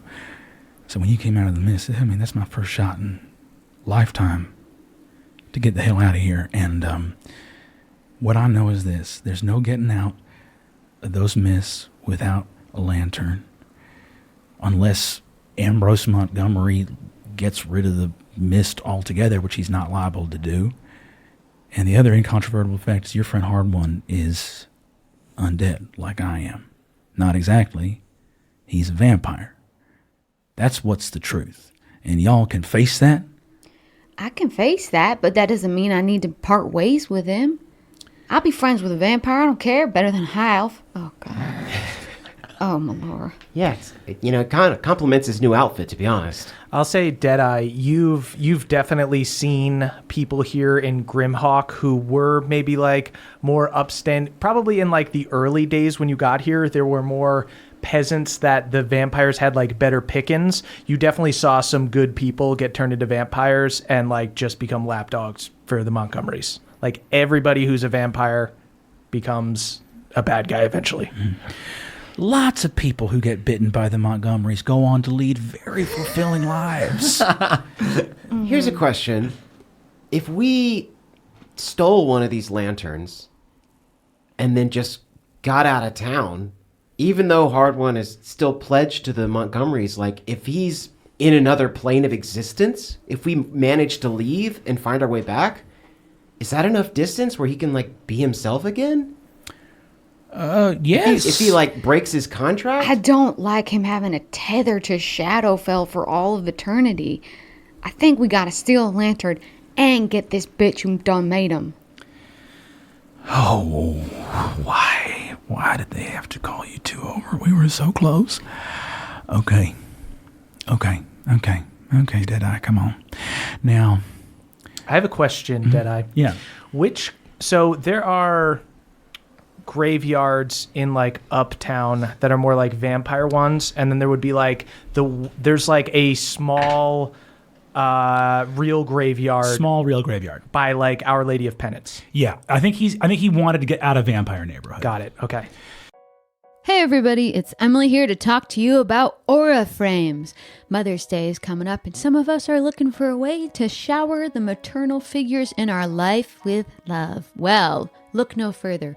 Aura Frames are the digital picture frames that bring all your photos and videos together in one gorgeous, high-resolution display. They're super easy to set up. They save you from the struggle of printing and framing your favorite photos, but most importantly, they help you stay connected with family that live far away.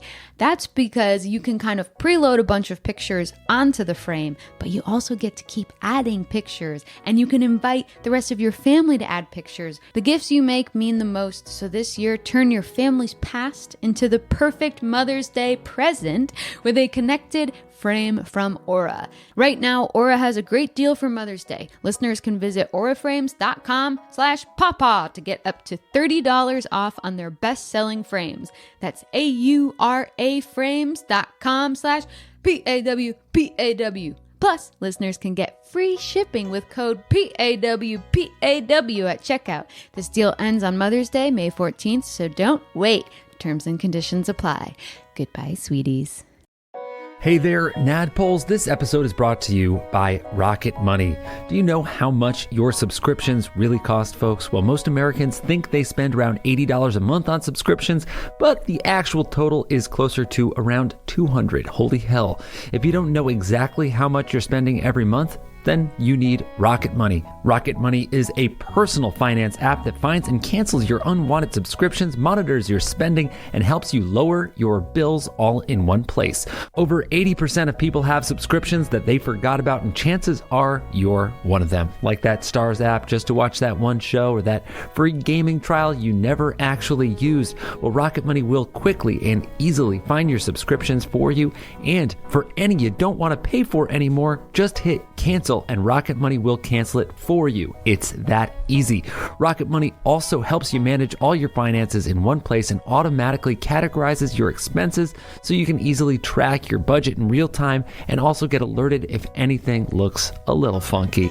Over 3 million people have used Rocket Money, saving the average person up to $720 a year. Wow. So stop throwing your money away, cancel unwanted subscriptions, and manage your expenses the easy way by going to rocketmoney.com/pawpaw. That is rocketmoney.com/pawpaw. One more time for you, rocketmoney.com/pawpaw. Thank you. So you guys see, you guys realize that you are a little bit in the Revenant's hood now, like near their church. And you guys do see that a lot of the graves here are like destroyed, have been vandalized. And you see a bunch of statues of an angel, but the angel's head has been like knocked off. It doesn't look like it was there by design. It looks like somebody like vandalized it, like took it down. And you see all these placards that say like Our Lady of Penance and stuff. And you can see the church in the not too far distance. So, y'all ain't gonna leave Grimhawk without Scarlet dead. And there's no way for us to kill Scarlet without drawing the wrath of the entire Montgomery clan. And you won't help me get the lantern because you think probably I'll just skedaddle with the lantern rather than staying and helping you fight these vampires. Unfortunately, I actually didn't even consider that, but thank you for planting such a seed in my mind's garden. Yeah, that's an own goal for Deadeye there. Yeah. Would you consider is there a way that we could just poison Scarlet? If we could just inject young Bev with something that would kill a vampire and buff him up so that she could try and eat him, and then it would poison her. Poison boy blood. Operation Ain't no way to poison Boy your Blood. blood in a way that would kill a vampire that would keep you alive. I mean, I've got magical resistance. I'm a paladin. Pelor protects me in that way. Pelor protects you in that way. Give me a break. Hey, knock it off. You're not exactly in a great position to be lecturing. Oh, I'm not in a great position. I thought things were going great for Deadeye. Here All right, in Grimhawk. Deadeye. See, I feel right. like since things have taken such a sad, cynical turn, you're acting like it's just validating your worldview. But sometimes it's just the way the pendulum swings. The pendulum has been swinging this way for centuries. Those bullets. You think that this is the only place in the world, in all of the multiverse, filled with false, wicked people? I think everywhere is full of false, wicked people. Damn straight it is. I'm aware of that. We're just trying All to... I'm saying is, like, I just want you to bring a little hope to this plan. I'm trying to I feel like I'm trying to get you to help. Like, the only way I can get you to help is, like, under duress or something like that. And that's not the way I want to conspire. Moonshine, I can feel flies hatching inside my body right now. I get it. Your life is so hard. It's so bad. I wish I had a life to be hard. All right. Well, I don't know, man. Look, If it's so bad, why don't you crawl in one of these tombs? Huh? If it's no difference, if walking around is no difference, why not just go lie in a grave? because Bohemia's still out there somewhere. There's more adventures to be So had. there's a little bit of hope in your heart. That's what I'm asking you to harness. Yeah. Put your lasso around that and not around the little flies hatching inside of you. Yeah, I mean, Hard One's a vampire. He thinks it's going to be okay. and it just so clearly isn't. What'd you say, Balnor? Hey, just chatting with friends, man. All right. I'm ready to be part of the conversation when anybody wants me to come over. Oh, yeah, wow, you're... If there's one fun thing to come out of this, think about this. We're kind of fighting like siblings. Isn't that kind of nice? Deadeye looks over at Moonshine and goes, even knowing that I was lying to you the whole time, you still think of me like a brother? Yeah. Heck, family's the person who lies to you the most. I lie literally all the time. Hard one, just like probably dangerously close to your neck. Man, brother, you can take a bite if you want. You ain't gonna like it. That's just tempting. I'll make you up a shooter. Squeeze my paper clip. Mojo, no, do not give him a taste. Okay. I'll give him a taste. Now, He's gonna get I enjoy addicted. it. well, okay, That's hang on a nice. second. It just wets the palate, that's all. Okay. Revenants, vampires, screw it. Now here's something interesting. Vampires think we're out here killing revenants. Revenants say you want to kill vampires. If y'all have your heart set on hunting vampires rather than revenants, We do. then what if we told a lie this time together? Oh, I could certainly be persuaded. Yeah, maybe these revenants want a little invitation to the Montgomery Manor. Yes, I like where your head's like at. This. See what happens when you think positive? Damn, you got a good brain. Damn, we got good genes. Damn, I come from good stock. Great brain. I can see a little bit of it right there. Yeah, I know, shit. right? Yeah, It's that just came a off in nice the fight. color. That is pumping. Well, let me just... Does anyone see a chunk of skull around here somewhere? Paw scrambles over and grabs it. Got it in the back of his mouth. I see it in his mouth. Give me out. Give me that. Give me that. Papa, have a I'm taste sure. too. Papa, I'm sure if you're nice, then later Uncle Deadeye will let you. Will let you play his rib cage like a marimba. Pawpaw, you may play my ribs like a marimba later. He obediently gets back in Moonshine's bed. See, sometimes you just got barter with that little rascal. So you want to strike a deal with the Revenants? No, I mean it could just be pitting them against each other, right? Or unless you're talking about striking a deal. I'm fine either way. Yeah. The revenants may not be as wicked as I had first intimated to you. They seemed pretty creepy. Oh, They were certainly creepy. they're quite creepy. They have poor social skills. I would say that okay, your But they're words, not that wicked. your words in tandem with their behavior is what sold me that they were wicked. They're opposing the vampires. They're when I say they're wicked, they're squares. You know, they're like, oh, they're wicked. Like, they're such a they're peevesome. If you weren't my brother, I'd be so Beverly, mad at go you ahead and right roll an now. insight check. Okay. I think that's going to be a 17. Bev, you recall the moment you were about to strike that dude and you talked to Pelor and he made your sword dim. I offered a prayer to Pelor to guide me before I struck one of those revenants, and my sword dimmed. That's never happened before. I think we need to talk to them.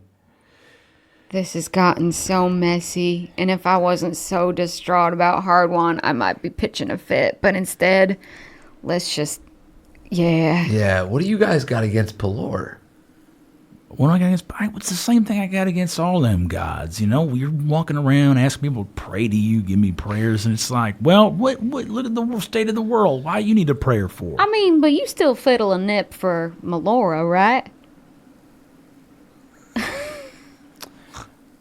I believe that there is a force in the universe that is represented in people caring for one another. And if you want to call that force Melora, that you're welcome to do that.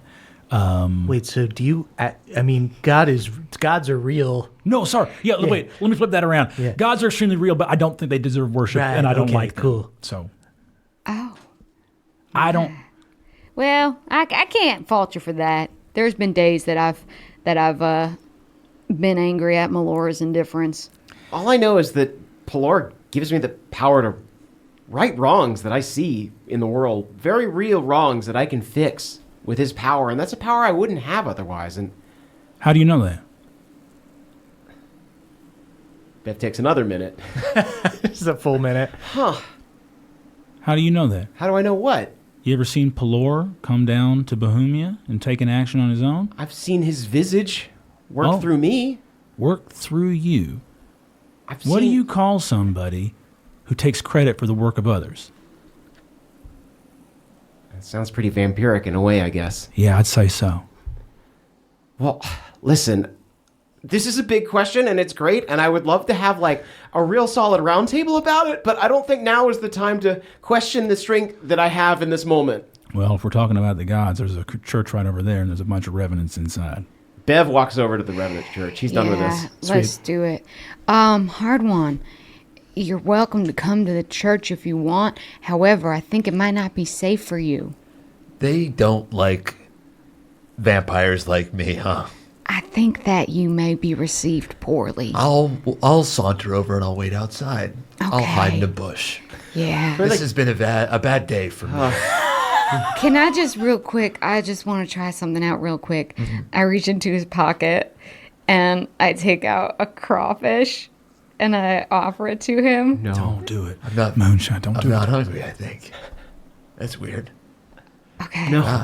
No, it's okay. I don't really have an appetite at the moment. Right, yeah, I wouldn't What read about- into it. I pull out the infinite beer mug. I'll have a swig in a bit. Okay. Thanks, kid. Do you don't want one right now? I don't really have the thirst either. It's fine. I think it's just been a long day, is all. Yeah. Yeah. Let's go inside. Let's go inside. Deadeye, while we're walking over, I want to ask Deadeye a question.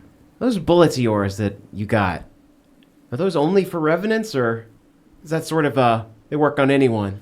Deadeye flicks the lid and takes a closer look at them. Go ahead and do a Arcana check, I guess. Okay. That is only going to be an 8. An 8. I mean, if Bo is not bullshitting, and somehow these have the power to actually like pierce revenants and take a being who is supposed to be invincible essentially and resurrect the next day, it stands to reason that it could possibly work on vampires. Here's a question. I know that you're not crazy about Pelor and religion and all that stuff, but if I were to offer a blessing to these bullets and see if I couldn't reverse engineer them to basically do what they were going to do to revenants to vampires, would you want to maybe team up on that? Bev, if you want to do some magic to my bullets to make them hurt extra good, you are more than welcome to do that. Can I do a religion roll? Yeah, go for a religion roll. Yeah, that's 23. 23, nice. Radiant energy comes out of your hand. These like white beams go down onto the bullets. They wouldn't be white, they would be gray. They're like Gray, silver right, bullets. Yes, there you go. The gray energy goes into these bullets. And at first, it seems like it's this kind of like necrotic energy that's almost kind of trying to fight you. But in the end, it feels like you're able to... I don't know if overpower it is the right word, but it seems like you did something. Like when you got near these bullets at first, you were like, oh, evil thing, bad thing. And now they don't set off your evil stink quite as much. If you can't have faith in the gods, have faith in what you have. And I hand him the silver bullets. Deadeye smiles, looks over and says, hey, I believe in miracles. I believe in the people who work them. I don't need to have faith in Pelor. If I have faith in you, kid. I do a full-on predator handshake. Full predator handshake.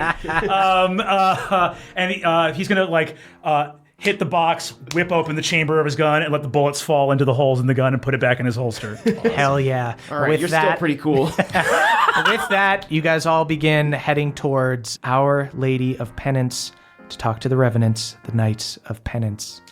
And that's where we'll end our session. Goddamn vampire, man. Oh my god. Fucking vampire. When you started that, because I designed that to basically be, we could talk about this more on the short rest, but you were not supposed to get into that fight. And I was like, can't get out of this fight without killing somebody. It just has to happen. Wow. There's just you just went into the mob bar and we're just like, Al Capone, fuck you, man. You have to get shot. And now Al Capone... You simply have to get shot. We didn't say fuck you, though.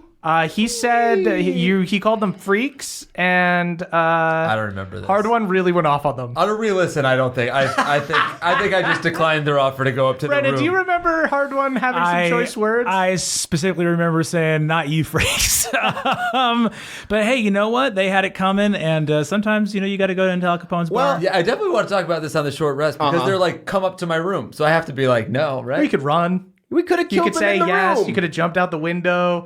Could have not gotten them in the Let's first talk place. about it on the short rest. All right. Guys, go to patreon.com/NADPOD. That's NADDPOD. Don't listen to the short rest. Don't sing yet. Guys, we got stuff to plug. Brennan, what do you got? You can check out Dimension 20 on dropout.tv. You can see episodes from seasons like Fantasy High where Murph and Emily are playing. And you can see side quests and future seasons and tons of stuff. You can check out strongfemaleprotagonist.com's webcomic. And you can see me in a bunch of college humor sketches. Yeah. Woo.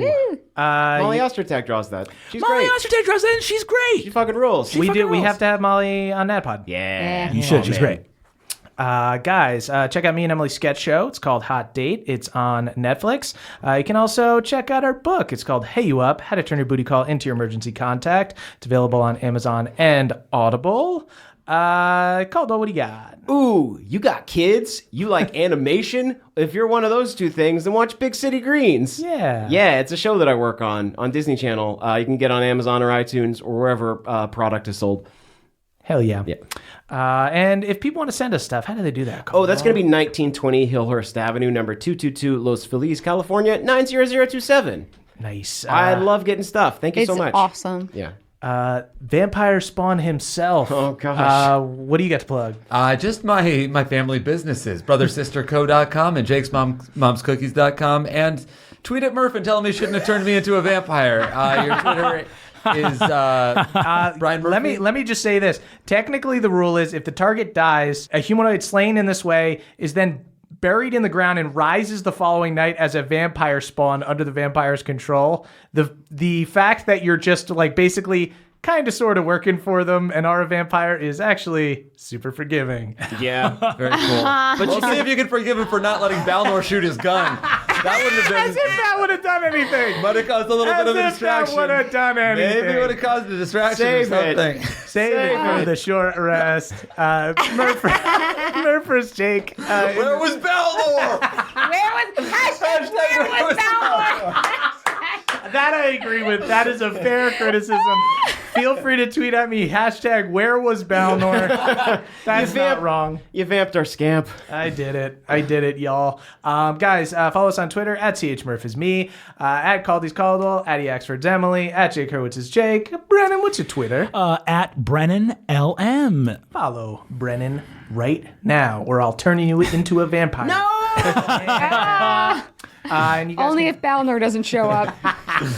The savior. Balnor the brave. He would have done it. And tweet about the show using #NADPOD. That's NADDPOD. We are the Youth of the nation, we are. The youth of the nation.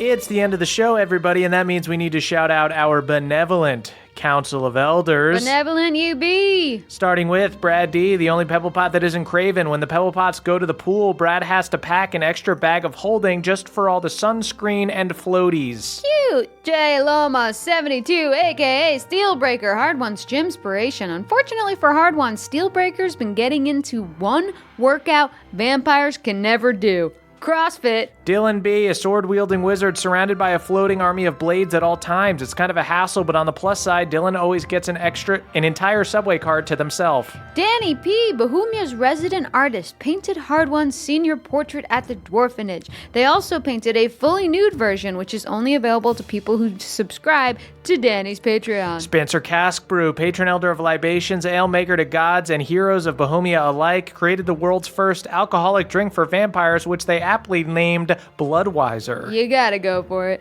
Griffin SD, aka the Stranger, the Silver Dragonborn Eldritch Knight, and ex-owner of the Badger's Pint Inn.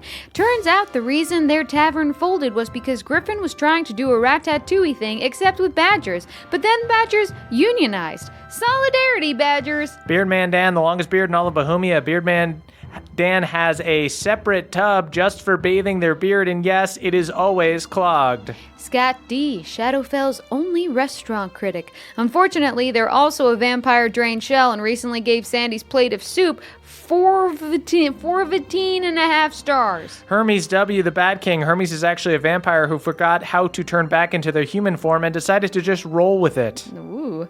Spartus, Bohemia's greatest fighter. Spartus is like an Uber at rush hour because they're always action surging. Adam R, the R-rated assassin, recently did some unrated experimental avant-garde murders which were very well received because Adam also killed the critics. Danielle, the dastardly dame, a grim hawk vampire who pours salt into her victims' wounds after sucking them dry. It's kind of a beating a dead horse, which is another thing that Danielle does. QC, aka Haldor Frostback, MVP of the Giant Wars, crewed on the SS Stormborn and fought alongside Elias and Red, got super drunk and almost fell off the ship, but luckily Deadeye was there to catch them. Daniel Yu, aka Multifor, the many-faced magician. One of their faces is deathly allergic to mustard, but they can never remember which one. So every meal is pretty much a game of Russian roulette. Jordan DJ, legendary DJ of the realm, just released an hour-long chillwave track called Lo-Fi Hip Hop Beats to Kill Vampires / Short Rest 2. Jeffrey S., Lord of the Fjord, Born of the Sword, and Friend of Cord. That's right, hard one. You could have just asked Jeff to put in a good word with Cord and have your mom set free. Hindsight's 2020, I guess. Cutter W., a high elf dandy turned Crick Barkitect, recently installed the Crick's first skyscraper, or as they're called there, cloud lickers. John S., aka Schubert the Mushroom, recently got a job as a gnome's umbrella. It might sound cute, but the hours are fucking grueling. Ryan M., Hard One's ram who died, but then came back to life, Edge of Tomorrow style. Ryan has currently relived their death 4,006 times. You got this right, 4,007's a charm. Elena C., a goat person who studied hard, saved up all their money so they could finally pursue their dream of being brutally killed during a vampire blood rave in Shadowfell. Michael McD., head mixologist at the Blue Mana Inn, was inspired by Crickwater and now features an entire huffable menu. Andrew M., a cool skeleton with a chainsaw that also needed the Band of Boobs' help but accidentally slept in on the day of their arrival. Victor T., Balnor's boy whose loving dad was ripped from his family and transported to another world. Who will be there to come home to when Victor returns from the Great War? Justin I., an Esri city pigeon with an urban toot from which magic exudes. Jacob C., the Bohemian catwalker, will leash train any tabaxi in 3 weeks or your money back. Elena M., a high elf teen who has been sneaking out to party with the Cricks against their parents' wishes. McPox, the amazing codemaster who programmed our website, also does IT for Alanis when her little robo-children are misbehaving. Earl and Kathleen L., two married vampires who are trying their best to wean themselves off human blood, starting with mortal-less Mondays. Jibe G., a smooth-talking possum who taught Pawpaw how to scramble with style. Jostrich, the jock ostrich, a smooth-talking ostrich who taught Papa how to play basketball. Danielle R., Ram Daniel's evil twin, loves Knowles and hates white vans. Nicholas R., a.k.a. St. Crickolas. Nicholas is making a list, checking it twice because they're so buzzed on Crickwater they didn't retain much of it the first time. Jennifer V. has a V that's even more vicious than Cobb's. Cobb's has given up trying to compete and is currently sporting a beer gut. Whoa, devastating. Destin C., a future legendary hero who was supposed to join the Band of Boobs but was out of town when the boobs passed through. Better luck next time, Destin. Devin B., the Bodega Lord, is protected by 4 Gorgonzola golems, a baloney banshee, and a house cat. Cute. Michael L., the highest paid recording artist in Galateron, a religious rocker who loves acoustic jams and singing about the light. Sam H., Alanis' dealer. The bubble around Esri was actually created as a side effect from one of Sam's insane arcane blackouts. Sergio Salazar Solomon Zacharias de Sequani, 7th of his name, a sexy Peruvian snake folk with sweet snake patterns on his skin. Sergio is so sexy, you're charmed without even making a saving throw. Trele the crayfay who eats lays, a popular chip in Bohemia made from the bark of crick stumps and seasoned with possum hair. Okay. Aaron G, master of the banishment spell, works as a bouncer in Esri, banishing Stunkbug from the bar anytime he gets a little too hopped up on tapas. Jory S, a jacked wizard. Jory does leg day and brain day, where they do telekinetic curls to keep their mind ripped.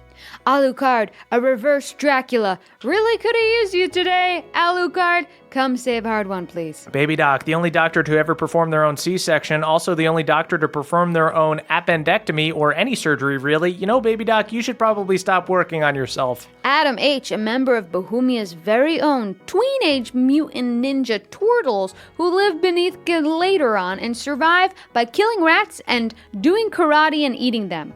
Colin G., a druid who warged into Caw and purposely crashed him into the side of a tree. Sorry, Hard One. Whoops.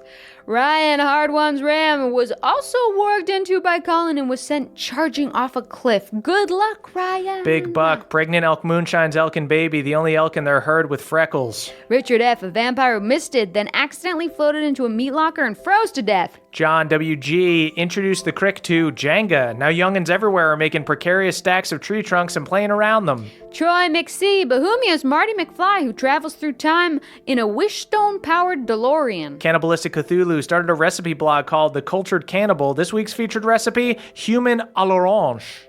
Sam L., a tiefling whose dark vision is so strong they have to wear shade glasses.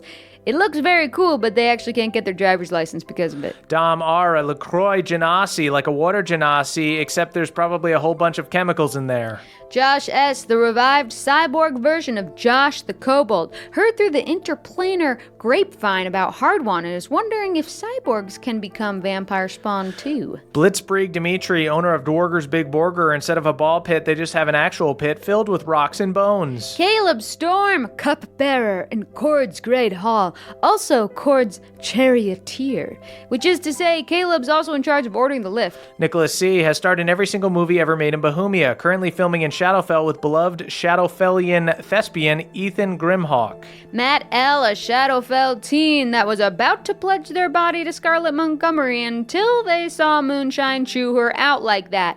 Guess Moonshine did save a teen today. Mike H. runs the Pottery Barn in Grimhawk, where they sell some really convincing Get Out of the Mist lantern knockoffs. Kevin S., a Kenku who moonlights as a vampire's raven. It's demeaning, but hey, Kevin's partner just laid eggs, so it's time to start thinking about that college fund. Matthew E., proud owner of the biggest Crickwater distillery in Bohemia, also serves a mean mac and cheese sprinkled with brown stuff. Samuel B. lives in a belfry in Shadowfell and just can't seem to keep all the bats out of it. Shoo, you winged rodents! Tilford G., author of the hit children's book Ulfgar Goes Punch, who just released the highly anticipated Deadeye Goes Rogue. Guardian of the Light Zach H., Bohemia's only Keyblade wielder. Lost their Keyblade, but luckily they just had copies made. Mitch D., an enlightened drunken master water genasi named Dak Alpha, who went on a juice cleanse to shed some water weight and disappeared. Curtis S., a short, skinny human who was Hard One's bunkmate at the Dwarfenage, showed Hard One his first nudie mag. Colton B., a linebacker at Shadowfell High. They've already been turned into a shell, so they don't even bother with a helmet. Jens Christian T., the owner of JensLindell.com. Jens also worked with Blavin, but only on a pitcher of margaritas and a plate of nachos. Gage M., an engaging mage. Using the power of empathy, Gage's powers of listening and caring make other people feel seen and heard. Gage can also throw fireballs. Tiavana Sarragan, an Asmar paladin who drunkenly swore a blood oath but forgot what for. It might help you to retrace your steps or just start killing demons and see if that changes anything. Best of luck, Tiavana. Aaron C., an incredibly strong, super douchey vampire who drinks their victim's blood by shotgunning it. Hannah F., a Bohemian nanny who disciplines children by pulling punishments out of her bag of scolding. Devin T., Deadeye's landlord. They're not crazy about all the blood runes on the walls, but think that the glass bottle garden will do wonders for the resale value. Montana Monarch, a giant butterfly who is the size of Montana, used their massive proboscis to drain an entire corn syrup factory. L&D, a necromancer who uses their zombie minions as unpaid labor for their startup. That might sound evil to you, but the break room has free brains, so it's it's actually a pretty sweet deal.